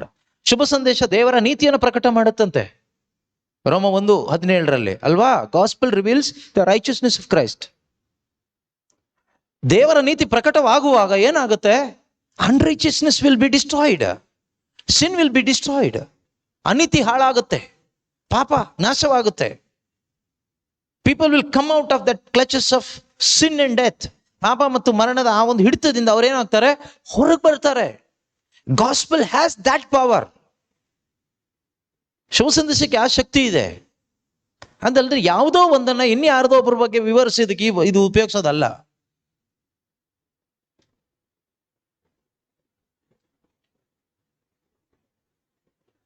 ಬೈಬಲ್ನಲ್ಲಿ ಎಷ್ಟೋ ಒಳ್ಳೆಯ ವ್ಯಕ್ತಿಗಳಿದ್ದಾರೆ, ದೇವರು ಆರಿಸಿಕೊಂಡ ವ್ಯಕ್ತಿ ಇದ್ದಾರೆ, ಕೃಪೆ ಉಳ್ಳ ವ್ಯಕ್ತಿಗಳಿದ್ದಾರೆ. ಅವರನ್ನು ಹೈಲೈಟ್ ಮಾಡೋದಕ್ಕಲ್ಲ ಬೈಬಲ್ ಇರೋದು. This is to highlight only one person, Jesus Christ, the son of God. Jesus is the only saviour of the world. ಯೇಸು ಏಕೈಕ ರಕ್ಷಕ, ಅವರು ದೇವರ ಪುತ್ರ ಎಂಬುದನ್ನ ಸಮರ್ಥಿಸಲಿಕ್ಕೆ ದೇವರ ಬೈಬಲ್ ಇರೋದು, ದೇವರ ವಾಕ್ಯ ಇರೋದು. ಅಥವಾ ಬೈಬಲ್ನಲ್ಲಿ ಇರ್ತಕ್ಕಂಥ ಬೇರೆ ಯಾರನ್ನೂ ಹೈಲೈಟ್ ಮಾಡೋದಕ್ಕಲ್ಲ. Not to highlight Saint Paul, who is Saint Paul ಅಂತ ಹೈಲೈಟ್ ಮಾಡ್ಲಿಕ್ಕಲ್ಲ ಬೈಬಲ್ ಇರೋದು. ಅಥವಾ ಹೂ ಇಸ್ ಸೈಂಟ್ ಜೋಸೆಫ್, ಅವ್ರನ್ನ ಹೈಲೈಟ್ ಮಾಡ್ಲಿಕ್ಕಲ್ಲ ಇರೋದು. ಅಥವಾ who is John the Baptist, ಅವ್ರನ್ನ ಹೈಲೈಟ್ ಮಾಡ್ಲಿಕ್ಕಲ್ಲ ಇರೋದು. ದೇವರು ಅವರನ್ನೆಲ್ಲರನ್ನು ಸಾಧನವಾಗಿ ಉಪಯೋಗಿಸಿದ್ದಾರೆ ಈ ಬೈಬಲ್ನಲ್ಲಿ. Of course they are the examples for us to follow Christ. ಯೇಸುವನ್ನು ಹಿಂಬಾಲಿಸಲಿಕ್ಕೆ ಅವ್ರು ನಮಗೆ ಗುಡ್ ಬೆಟರ್ ಎಕ್ಸಾಂಪಲ್ಸ್, ಒಳ್ಳೆ ಎಕ್ಸಾಂಪಲ್ಸ್ ಆಗಿ ದೇವರು ಗ್ರೇಸ್ ಫೀಲ್ಡ್ ಆಗಿರ್ತಕ್ಕಂಥ ಇವ್ರನ್ನೆಲ್ಲ ಇಟ್ಟಿದ್ದಾರೆ. Very true. For what? ಯಾಕೆ?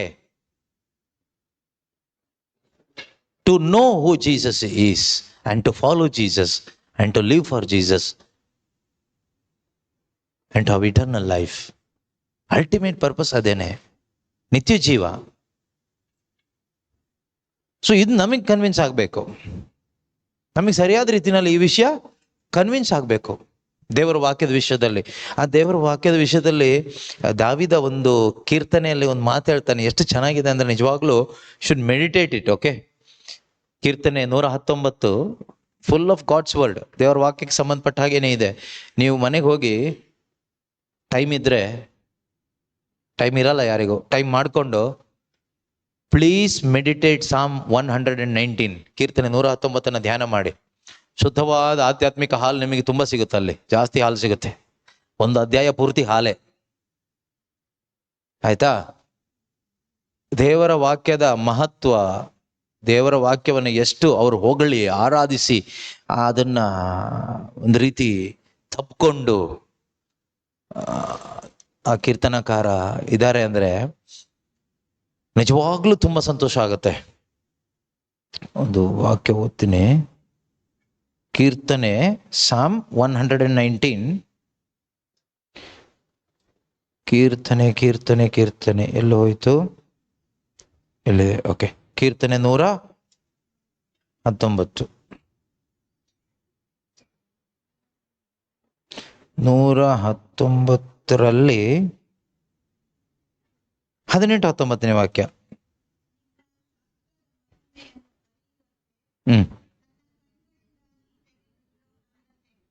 ನೀವೊಂದು ಒಂದು ಒಂದು ಒಂದು ವಾರ ಎಲ್ಲ ಪ್ರೀಚಿಂಗ್ ಮಾಡಿದ್ರು ಮುಗಿಯಲ್ಲ ಈ ಕೀರ್ತನೆ 119.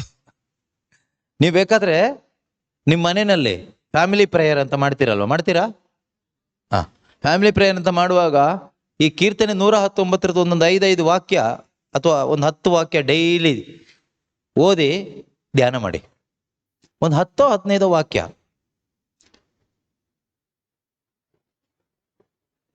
ಓದಿ ಧ್ಯಾನ ಮಾಡಿ. ಎಷ್ಟೋ ಆತ್ಮಿಕ ಸತ್ಯಗಳು ಪವಿತ್ರಾತ್ಮರ ಅದರ ಮುಖಾಂತರ ರಿವೀಲ್ ಮಾಡಿ ಕೊಡ್ತಾರೆ. ನಿಮ್ಮ ಲೈಫಲ್ಲಿ ಒಳ್ಳೆ ಒಳ್ಳೆ ಸಾಲಿಡ್ ಒಳ್ಳೆ ಪ್ಯೂರ್ ಮಿಲ್ಕ್ ಕುಡಿದು ಸ್ಟ್ರಾಂಗ್ ಆದ ಹಾಗೆ ನಿಮ್ಮ ಸ್ಪಿರಿಚುವಲ್ ಜರ್ನಿ ಒಳ್ಳೆ ಸ್ಟ್ರಾಂಗ್ ಮಾಡ್ಕೋಬಹುದು. ಅದೇ ರೀತಿ ನೀವು ಆನ್ಲೈನ್ನಲ್ಲಿ ಪ್ರೇಯರ್ಸ್ ಎಲ್ಲ ಕಂಡಕ್ಟ್ ಮಾಡ್ತೀರಲ್ವಾ, ಅವಾಗ ಈ ಥರದ್ದು ಮೆಡಿಟೇಷನ್ ಮಾಡಿ. ಸಾಮ್ 119 ಒಂದು 10 ವಾಕ್ಯನೋ 15 ವಾಕ್ಯನೋ ಮೆಡಿಟೇಷನ್ಗೆ ತೆಗೆದುಕೊಳ್ಳಿ. ಆ ರೀತಿಯಲ್ಲಿ ನೀವು ಕಂಡಕ್ಟ್ ಮಾಡ್ಕೊಳ್ಳಿ, ತುಂಬ ಚೆನ್ನಾಗಾಗುತ್ತೆ, ತುಂಬ ಎಫೆಕ್ಟಿವ್ ಆಗಿರುತ್ತೆ. ಕೀರ್ತನೆ 119 ವಾಕ್ಯ 18-19, ಅದರಲ್ಲಿ 19ನೇ ಓಕೆ 18 ಬೇಡ, 18ಕ್ಕೆ ಹೋದ್ರೆ ಈಗ ಟೈಮ್ ಆಗಲ್ಲ, ತುಂಬ ಇದೆ ಅದರಲ್ಲಿ. 19ನೇ ವಾಕ್ಯ ಸಾಕು ನಮಗೆ. 19-20 ಚೆನ್ನಾಗಿದೆ, 18 ತುಂಬ ಚೆನ್ನಾಗಿದೆ, ಈ 19 ಇನ್ನೂ ಚೆನ್ನಾಗಿದೆ, 20 19ಕ್ಕೆ ಕನೆಕ್ಟೆಡ್ ಆಗಿದೆ. Everything is connected. ಆಯ್ತಾ? ನೀವು ಒಂದರಿಂದ ಓದ್ತಾ ಬನ್ನಿ, ನಿಮ್ಗೆ ಎಲ್ಲದಕ್ಕೂ ಕನೆಕ್ಟೆಡ್ ಸಿಗುತ್ತೆ.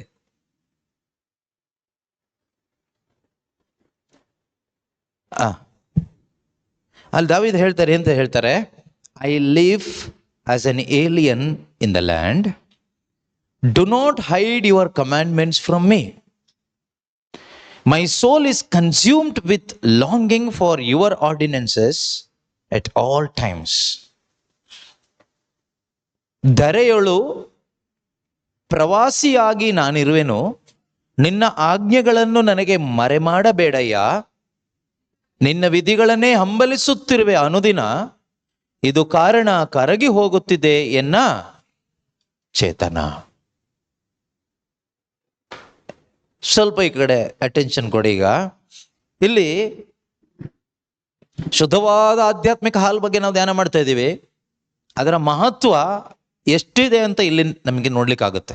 ಆ ಶುದ್ಧವಾದ ದೇವರ ವಾಕ್ಯ ಎಂಬ ಆಧ್ಯಾತ್ಮಿಕ ಹಾಲಿನ ಇಂಪಾರ್ಟೆನ್ಸ್, ಅದರ ಮಹತ್ವ ಎಷ್ಟಿದೆ ಎಂದು ಒಬ್ಬ ಮನುಷ್ಯ ದೇವರನ್ನ ಪ್ರೀತಿಸುವ, ದೇವರನ್ನ ಆರಾಧಿಸುವ ಒಬ್ಬ ಮನುಷ್ಯ ಹೇಳುವಂತ ಮಾತು, I live as an alien in the land. ದೇವರೇ, ನಾನು ಈ ಭೂಮಿಯಲ್ಲಿ ಒಬ್ಬ ಏಲಿಯನ್ ಆಗಿದ್ದೀನಿ. ಏಲಿಯನ್ ಅಂದ್ರೆ ನಮಗೆ ಗೊತ್ತಿರೋ ಪ್ರಕಾರ ಯಾವುದೋ ಒಂದು ಗ್ರಹದಿಂದ ಎಲ್ಲಿಂದನೋ ಬರ್ತಾರೆ, ಬಂದು ಕಣ್ಮರೆಯಾಗಿ ಹೋಗ್ತಾರೆ. ಏಲಿಯನ್ಸ್, ಕರೆಕ್ಟಾ?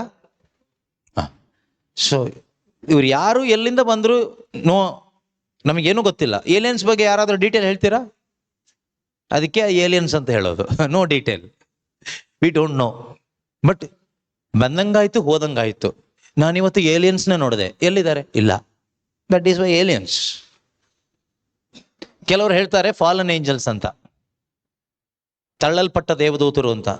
ಈ ಪೆಂಟೆಕೋಸ್ಟಲ್ ಎಲ್ಲ ಅದೊಂದು ಬಿಲೀಫ್ ಇದೆ, ಫಾಲನ್ ಏಂಜಲ್ಸ್ ಏಲಿಯನ್ಸ್ ಆಗಿ ಬಂದ್ರು ಅಂತ.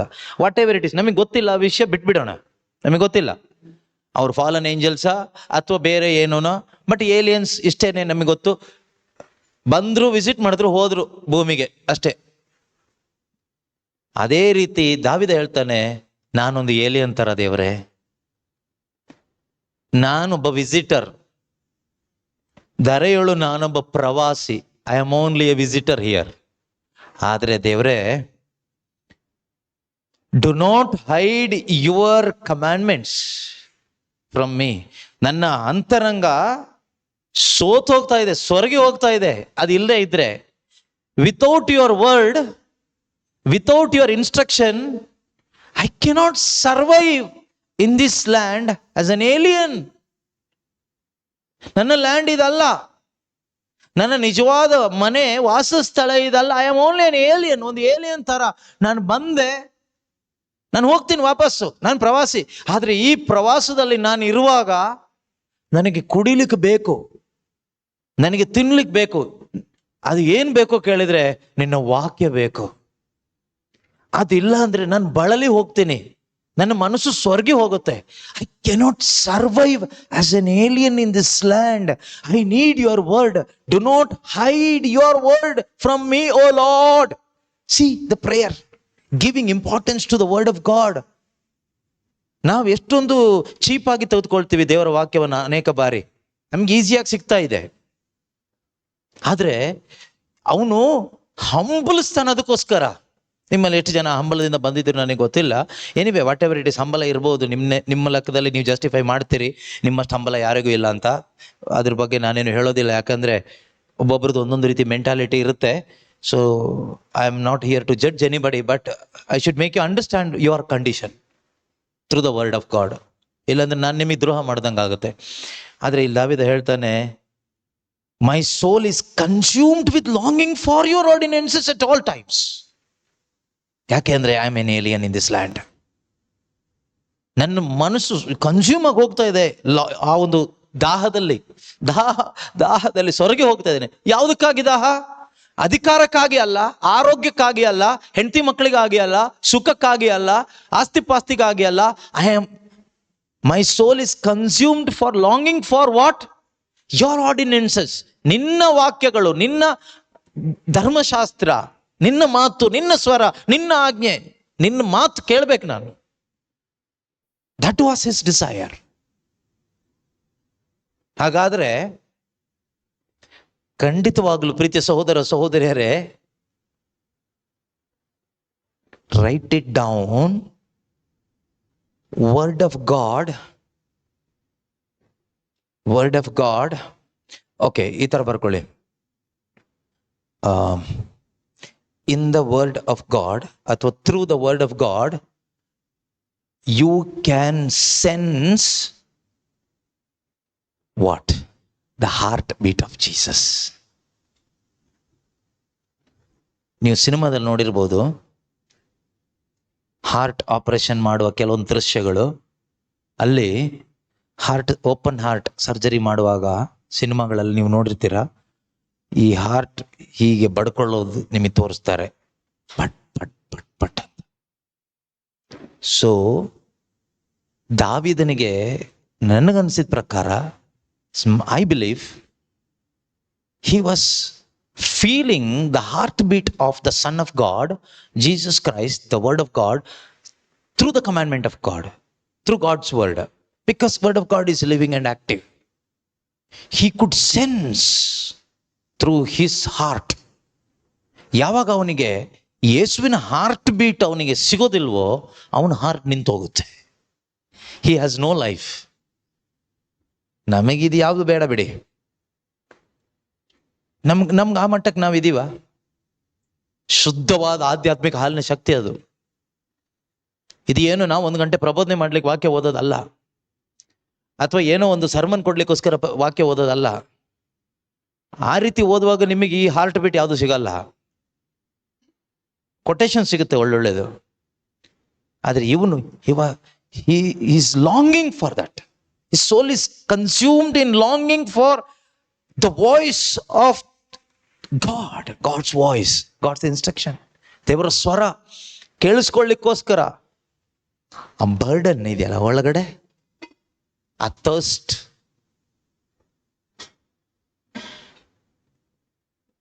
I believe he could sense the heartbeat, or he could hear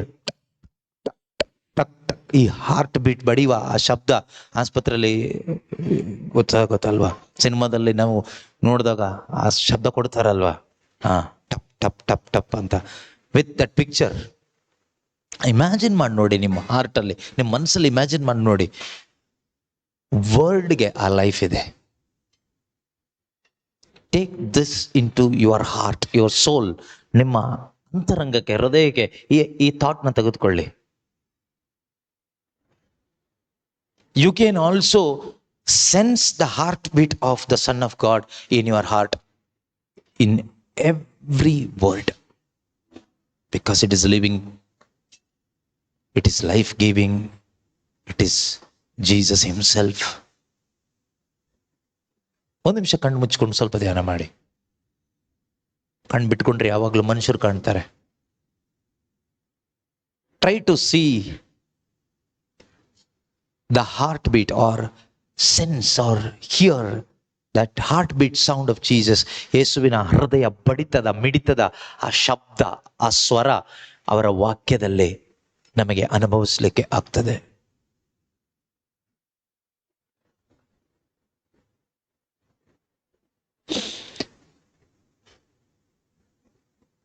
thank you lord.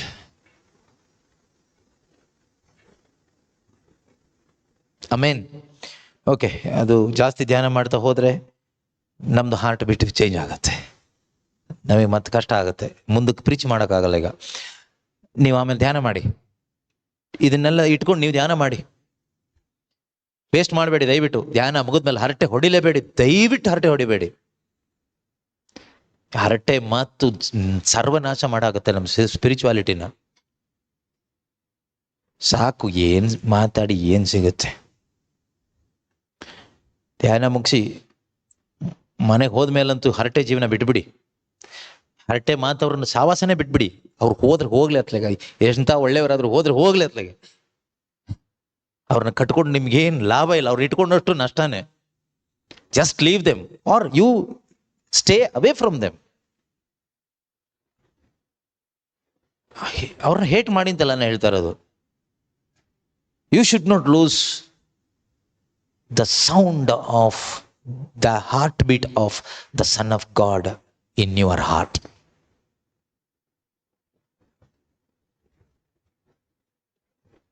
ದಾವೀದನಿಗೆ ಆ ಸ್ವರ ಮಿಸ್ ಆದಾಗ ಅವನಿಗೆ ಆಗ್ತಾ ಇಲ್ಲ, ಬದುಕಲಿಕ್ಕೆ ಆಗ್ತಾ ಇಲ್ಲ. ಸುಮ್ಮನೆ ದೇವರು ಹೇಳಲಿಲ್ಲ the man after my own heart ಅಂತ ಹೇಳಲಿಲ್ಲ.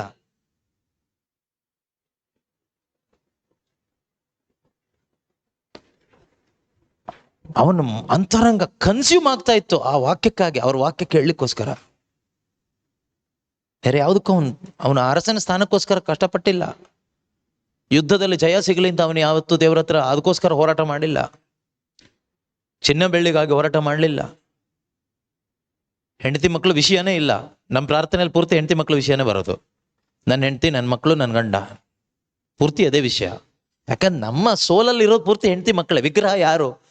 ವಿಗ್ರಹ ಎಲ್ಲಿದೆ? ನಿನ್ನ ಹೃದಯದ ಒಳಗಡೆ, ಮನಸ್ಸು ಒಳಗಡೆ ವಿಗ್ರಹ ನಿನ್ನ ಗಂಡ, ನಿನ್ನ ಹೆಂಡತಿ, ನಿನ್ನ ಮಕ್ಕಳು, ನಿನ್ನ ಸಂಸಾರನೇ ವಿಗ್ರಹ ಕುತ್ಕೋಬಿಟ್ಟಿದೆ. Where is Jesus? Outside. Only in retreat centres, on prayer groups, prayer time Jesus is there. Rest of the time ಎಲ್ಲ ಬೇರೆನೆ.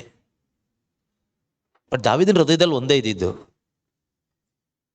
He wants to sense always the heartbeat of Jesus in his heart.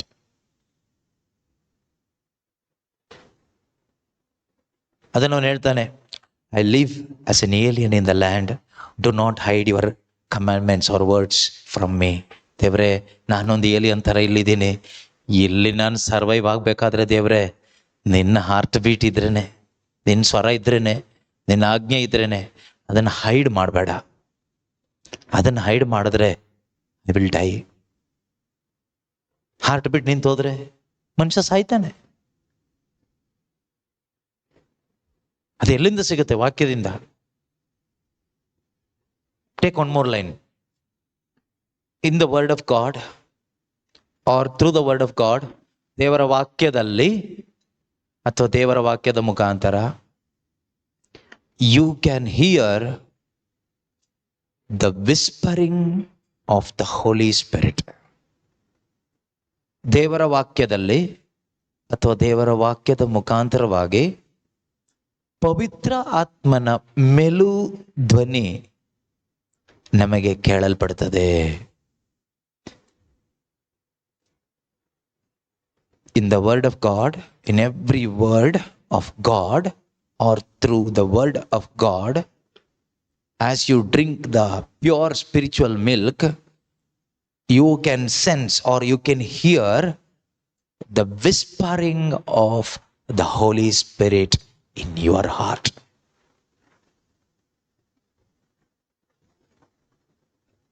This is 100% true. ಈ ಸ್ವರ ಕೇಳಿನೇ ಅಪಸ್ತೋಲರು ಹೋಗಿದ್ದು. whispering of the Holy Spirit. ದಾವಿದ ಬದುಕಿದ್ದು ಇದರಲ್ಲೇನೆ. ನನಗೂ ನಿಮಗೂ ಬದುಕಲಿಕ್ಕೆ ಆಗಬೇಕಾದ್ರೆ ಇದು ಬರಬೇಕು. ಇದು ಎಲ್ಲಿದೆ? As you drink or give to others to drink the pure spiritual milk, through that people can sense, you can sense or hear the whispering still small voice of the Holy Spirit in your heart. ನೀವು ಇತರರಿಗೆ ಶುದ್ಧವಾದ ಆಧ್ಯಾತ್ಮಿಕ ಹಾಲನ್ನು ಕೊಡುವಾಗ ಮತ್ತು ನೀವದನ್ನು ಕುಡಿಯುವಾಗ ನಿಮ್ಮ ಅಂತರಂಗದಲ್ಲಿ ಪರಿಶುದ್ಧಾತ್ಮನ ಆ ಮೆಲುಧ್ವನಿ ನಿಮಗೆ ಅನುಭವವಾಗ್ತದೆ ಅಥವಾ ಕೇಳಲ್ಪಡ್ತದೆ. ಪಿಶಾಚಿ ಯಾಕೆ ವಾಕ್ಯವನ್ನು ಕಲಬೆರಕೆ ಮಾಡ್ತಾನೆ ಅಂದ್ರೆ, ಡೈಲ್ಯೂಟ್ ಮಾಡ್ತಾನೆ ಅಥವಾ ಡಿಫೈಲ್ ಮಾಡಿ ಕುಡಿಸ್ತಾನೆ ಅಂದ್ರೆ, ಹಾಗೆ ಕುಡಿಸುವಾಗ ಇದು ಸಿಗಲ್ಲ. You cannot sense the heart beat of Jesus or you cannot sense the whispering of the Holy Spirit. No. But when you give true spiritual milk, ಇದು ಫೀಲ್ ಆಗುತ್ತೆ, ಈ ಅನುಭವ ಹೃದಯದಲ್ಲಿ ಆಗುತ್ತೆ. ಇದರಿಂದ ಏನಾಗುತ್ತೆ? ರಿಪೆಂಟ್ ಆಗ್ತೀವಿ, ಯೇಸುವಿನ ಮೇಲೆ ಪ್ರೀತಿ ಹೆಚ್ಚು ಬರುತ್ತೆ. ಎಲ್ಲರನ್ನೂ ಪ್ರೀತಿಸೋಣ, ಎಲ್ಲರನ್ನೂ ಕ್ಷಮಿಸೋಣ ಅಂತ ನಮಗೆ ತೀರ್ಮಾನ ಮಾಡ್ಲಿಕ್ಕಾಗುತ್ತೆ. ಎಲ್ಲ ಪಾಪವನ್ನ ಬಿಟ್ಟು ಬಿಡೋಣ ಅಂತ ಬಿಡ್ಲಿಕ್ಕಾಗುತ್ತೆ. ಎಲ್ಲಕ್ಕಿಂತ ಹೆಚ್ಚಾಗಿ ನಮ್ಮಲ್ಲಿ ಬೋಲ್ಡ್ನೆಸ್ ಬರುತ್ತೆ, ಧೈರ್ಯ ಬರುತ್ತೆ. To proclaim that Jesus Christ is Lord. He is the only Lord and Savior. He is the only true mighty living God. ಇದನ್ನ ಬೋಲ್ಡ್ ಆಗಿ ನಮಗೆ ಹೇಳಲಿಕ್ಕೂ ಮತ್ತು ಆ ಹೇಳಿದ ಆ ಕನ್ವಿಕ್ಷನ್ ಅಲ್ಲಿ ಬದುಕಲಿಕ್ಕೂ ನಮಗಾಗುತ್ತೆ.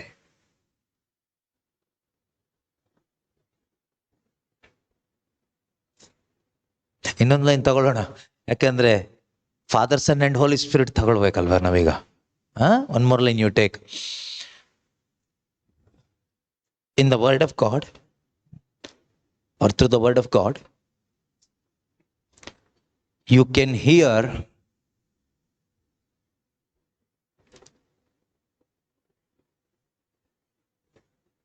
the encouraging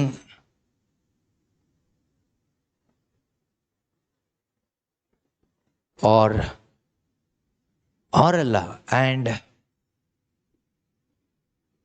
rebuking voice of the heavenly daddy.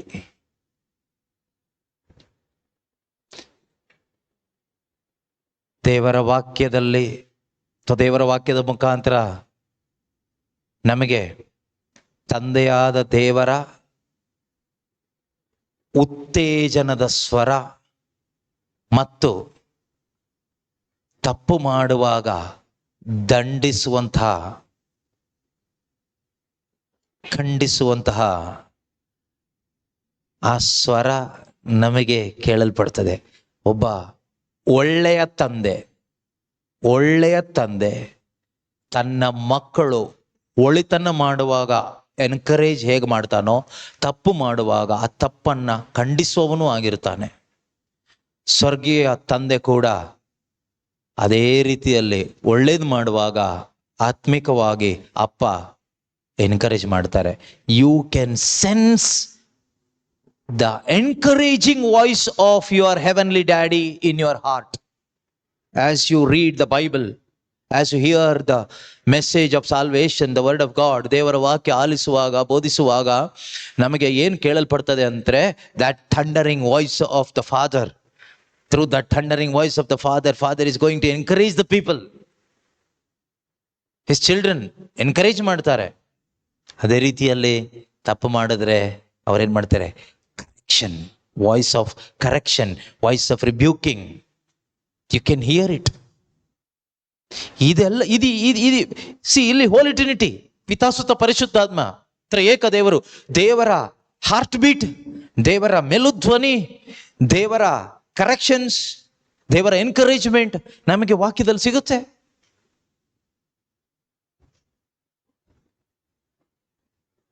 ಇದನ್ನೇ ಪೌಲರು ತಿಮೋತಿಗೆ ಬರೆದ ಪತ್ರಿಕೆಯಲ್ಲಿ ಹೇಳ್ತಾರೆ. ಏನಂತ ಹೇಳ್ತಾರೆ? ದೇವರ ವಾಕ್ಯ ಪವಿತ್ರಾತ್ಮರ ಪ್ರೇರಣೆಯಿಂದ ರಚಿತವಾದದ್ದು. 1 ತಿಮೋತಿ 3, 2 ತಿಮೋತಿ 3, 2 ತಿಮೋತಿ 3 ಅನ್ಸುತ್ತೆ, ಚಾಪ್ಟರ್ 3 ವರ್ಸ್ 16.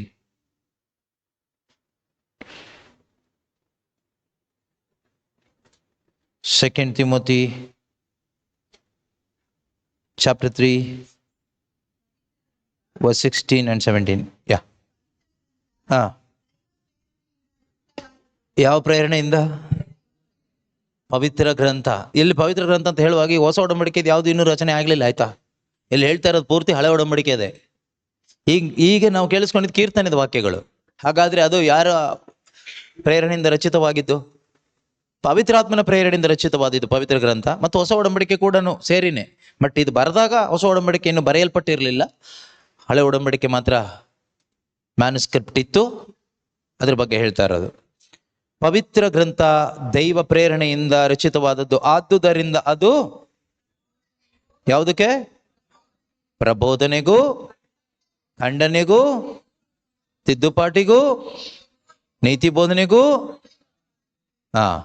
ಅದರ ಮೂಲಕ ದೈವಭಕ್ತರು ಸಿದ್ಧರು, ಸಕಲ ಸತ್ಕಾರ್ಯಗಳಿಗೆ ಸನ್ನದ್ಧರು ಆಗಬಲ್ಲರು. ನೋಡಿ ಎಷ್ಟು ಚೆನ್ನಾಗಿದೆ. All scripture is inspired by god, not inspired by man. That is why we call Bible is word of God.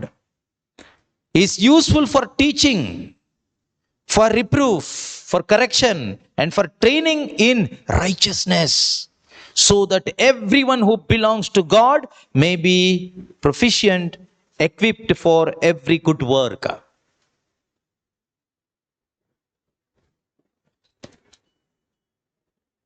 ಪ್ರತಿಯೊಬ್ಬರನ್ನು ಒಳ್ಳೆ ರೀತಿಯಲ್ಲಿ ದೇವರ ಇಚ್ಛೆ ಪ್ರಕಾರ ಆ ದೇವರ ನೀತಿಯ ಕಾರ್ಯಗಳನ್ನ ಮಾಡಲಿಕ್ಕೆ, ಶಕ್ತರನ್ನಾಗಿ ಟ್ರೈನ್ ಮಾಡಲಿಕ್ಕೆ ಈ ದೇವರ ವಾಕ್ಯ ಉಪಯೋಗ ಆಗುತ್ತೆ. ಯಾಕೆ ಅಂದ್ರೆ ಅಲ್ಲಿ ನಮಗೆ ಯೇಸುವಿನ ಪ್ರೀತಿ, that heart beet of Jesus, the whispering of the Holy Spirit, the voice of the Father, we can hear through the word. ಇದಾಗಬೇಕು. ನೀವು ಇತರರಿಗೆ ದೇವರ ವಾಕ್ಯ ಹೇಳುವಾಗ ಈ ಅನುಭವದಲ್ಲಿ ಯಾವುದಾದ್ರೂ ರೀತಿಯ ಅನುಭವ ಸಿಗಬೇಕು. ಅದು ಸಿಗುತ್ತೆ ಯಾವಾಗ ಅಂದ್ರೆ ಶುದ್ಧವಾಗಿದೆ ಕೊಡುವಾಗ. ಶುದ್ಧವಾದ ಆಧ್ಯಾತ್ಮಿಕ ಹಾಲಿನಲ್ಲಿ ಅದಿದೆ.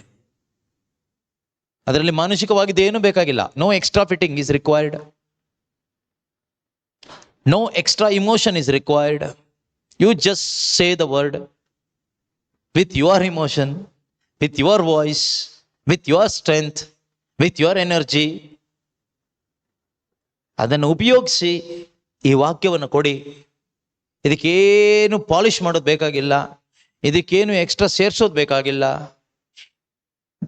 Word of God is more than sufficient to transform the lifes of the people. ದೇವರ ವಾಕ್ಯ ಮನುಷ್ಯನ ಜೀವಿತವನ್ನ ರೂಪಾಂತರಿಸಲಿಕ್ಕೆ more than sufficient. Because it is not man's word, it is God's word. God's word brings God's power. ದೇವರ ವಾಕ್ಯ ದೇವರ ಶಕ್ತಿಯನ್ನ ತಗೊಂಡು ಬರ್ತಾ ಇರುತ್ತೆ. ಈಗ ನಿಮ್ಮನ್ನ ಇಲ್ಲಿ ಕೂರಿಸಿದ್ ಯಾರು? ಮನುಷ್ಯ ಅಲ್ಲ, the power of God's word. ಇಲ್ಲಾಂದ್ರೆ ನಮಗೆ ಕುತ್ಕೊಳ್ಳೋಕೆ ಆಗಲ್ಲ. ದೇವರ ಮಕ್ಕಳನ್ನ ಕೂರಿಸುತ್ತೆ ದೇವರ ವಾಕ್ಯ. ದೇವರ ವಾಕ್ಯಕ್ಕೆ ಶಕ್ತಿ ಇದೆ.